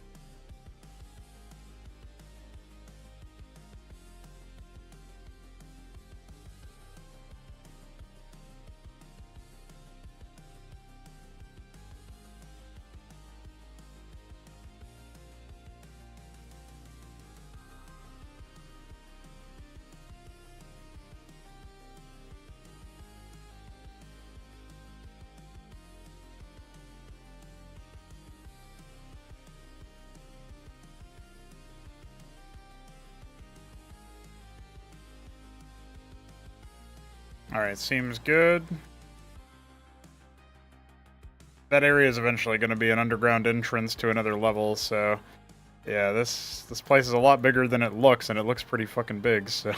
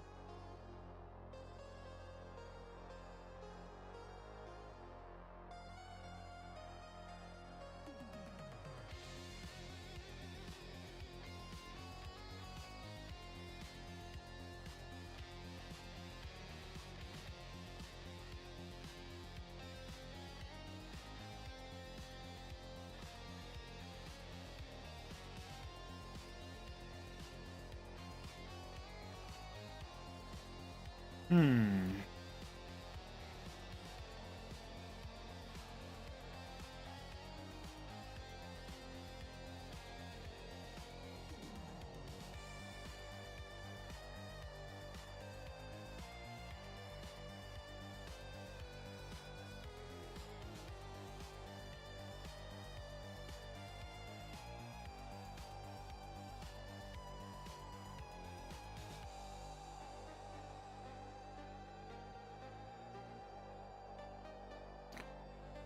I'm pretty sure that,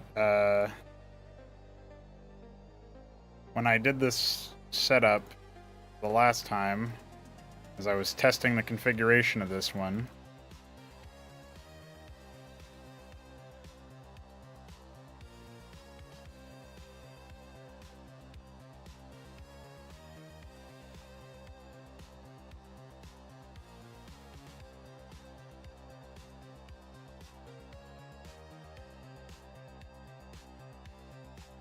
Like, there's a sub-level that I should probably do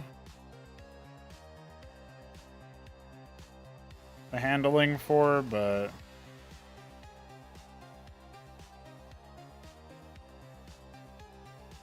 I'm not quite sure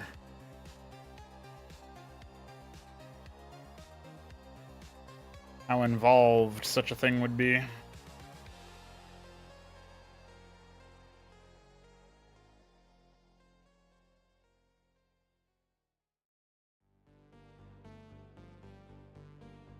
As it stands, I'm gonna have to try and remember how the...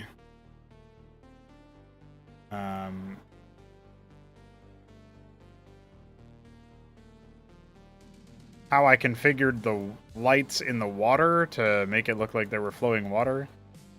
That's already going to be a fun thing.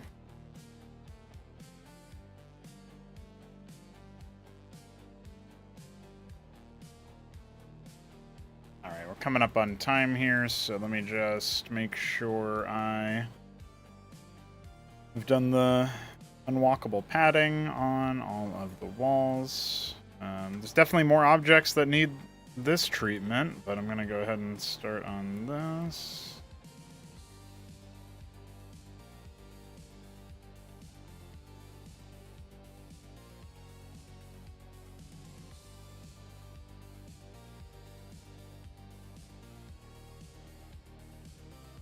Oh yeah, of course, this one has to go all the way here.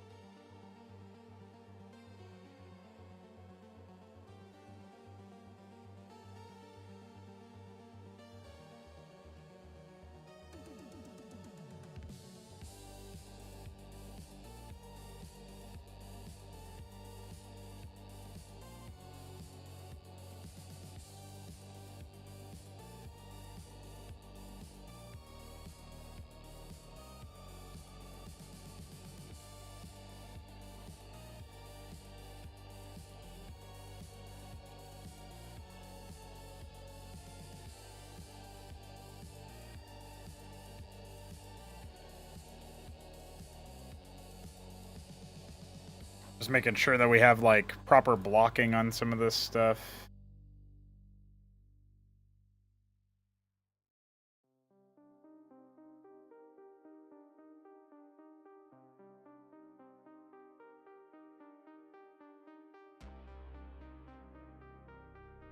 Yeah, I'm gonna have to set up the lights later on, obviously, but I think this is pretty reasonable.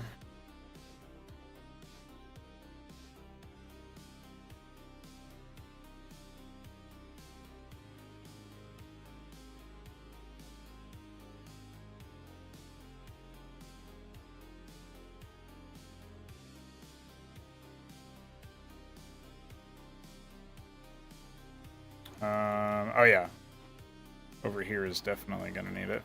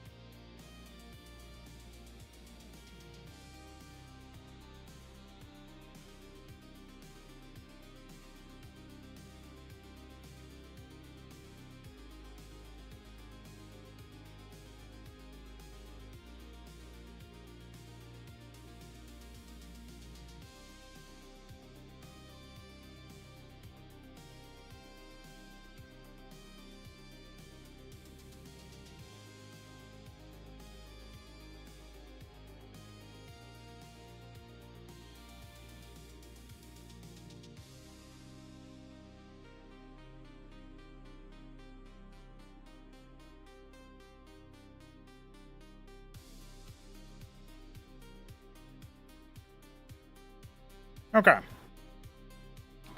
Oh, yeah. Yeah, this area definitely has some more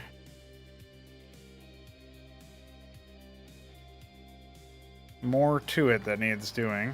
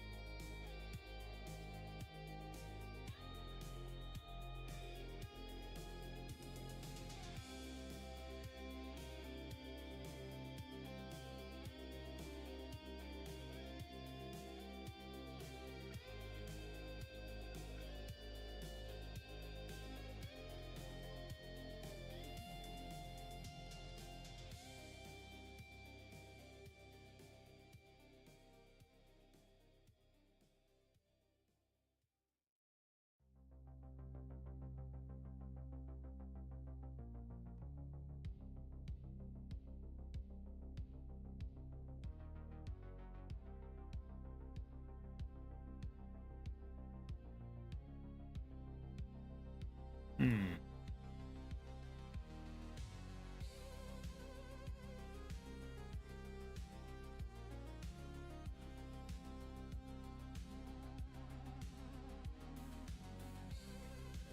Okay, well, I think that's probably all the time we have right now. I'll quickly add that door and that door. And I can configure these both to be wood basic.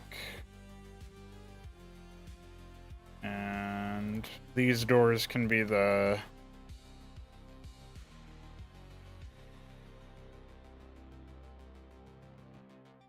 stone rocky.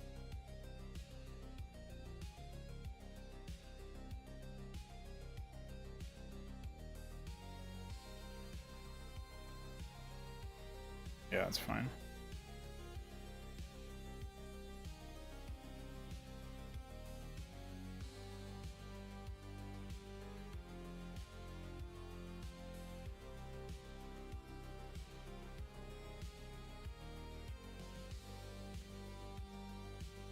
Okay, so I'll have to add like lighting and stuff, obviously, but I think this is fine.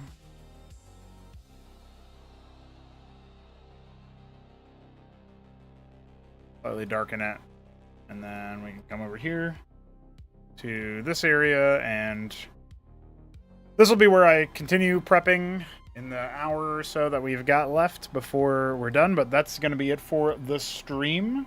Nice 3 hours of prep, more or less.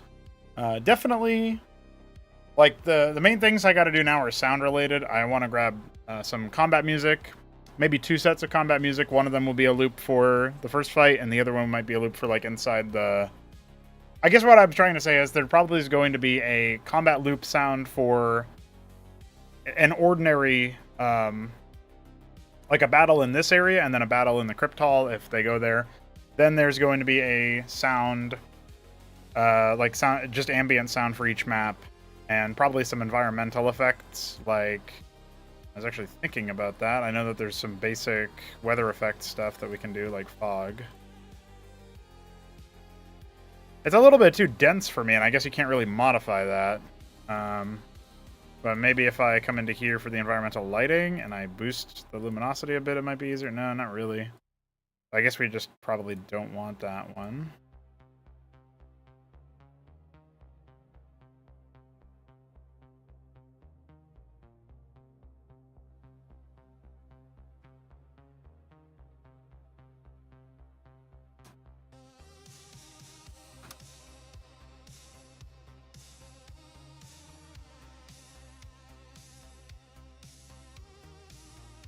There's probably more complicated management you can do with that stuff later.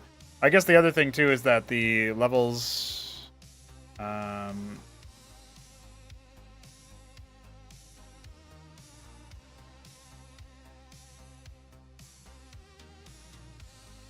have to be like base.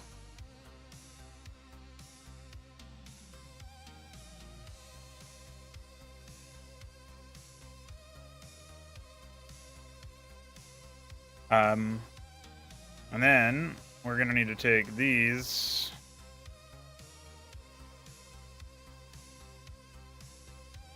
Or I guess we're gonna need to say.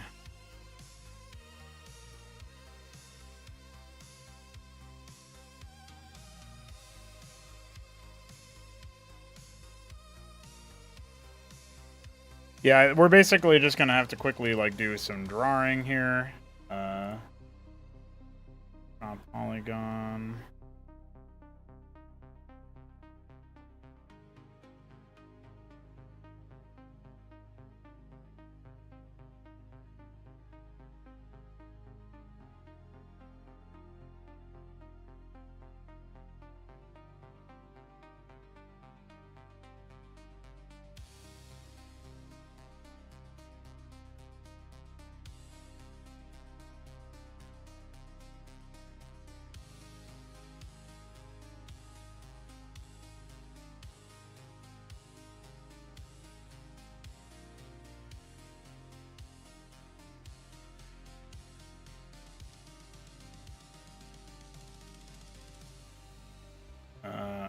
So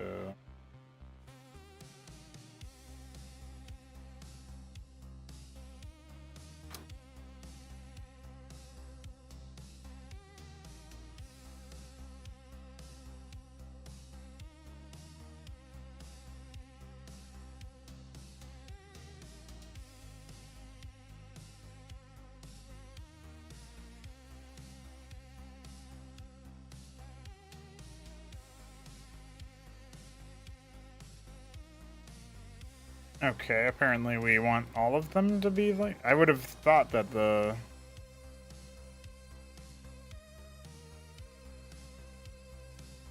this one going down should be elevated at 10 feet. Because it's...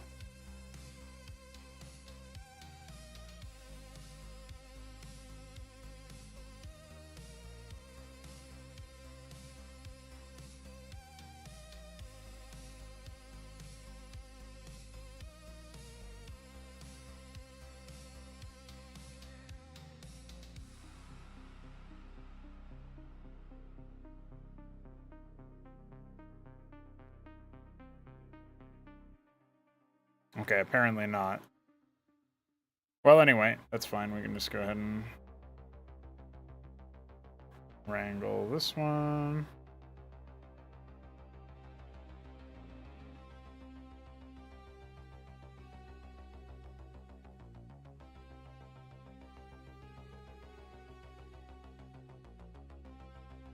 Oh, we have to do it here. First, I'll do the stair up, because that definitely has easier time going.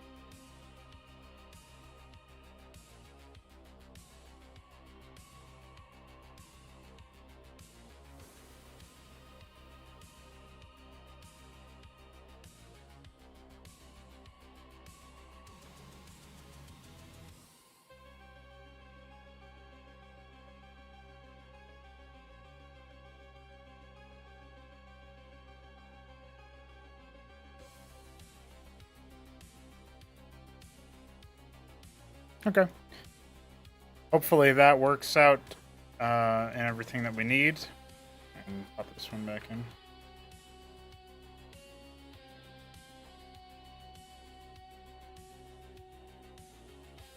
Okay, I definitely need to add some more like sanity walls up here, thinking about it. So I think what I recall doing most often is selecting stuff like this, copying, going up here, pasting the walls, and then more or less just kind of resetting them so that they were, rather than left, they're both. Rather than, there's no sight restriction and no sound restriction, but there is movement restriction, and configuring them like so. Go back to walls real quick. Yeah. And so I'll just go ahead and do that here. Grab these.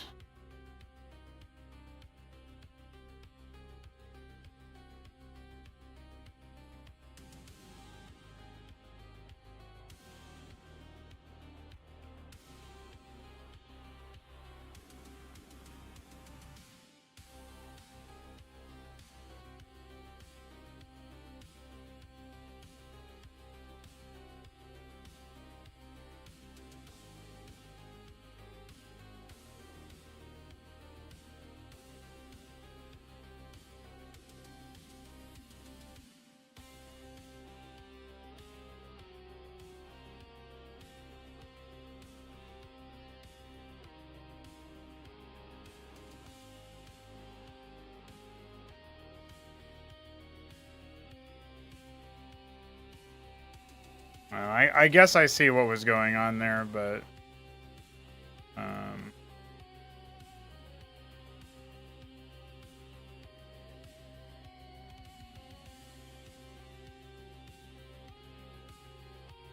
whatever. Not that big of a deal. Okay, so I think we're actually all set now. We just need, all we need is go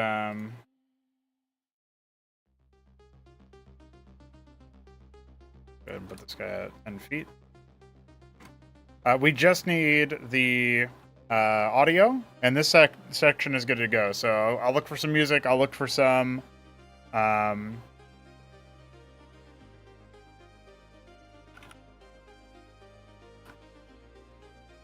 music for that, for the combat, and I will look for audio, like ambient audio inside the caves. And I'll probably also, I think it would make sense to give like a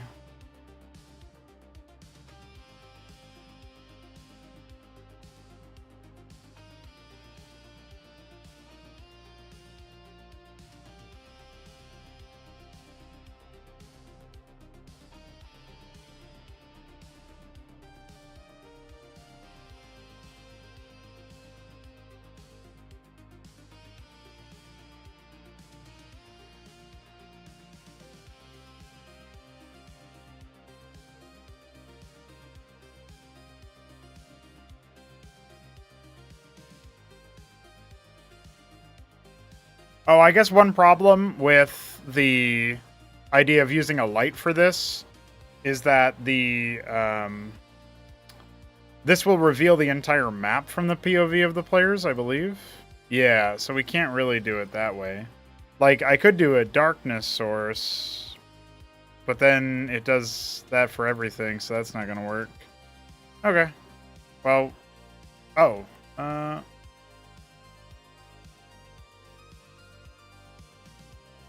well, I thought maybe I could delete this so that it wouldn't activate this option to allow tokens to always see the area and illuminates. Okay, that's not really what we wanted, actually.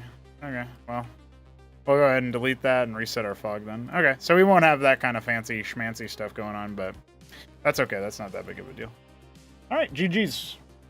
I'll be doing more of these streams later on.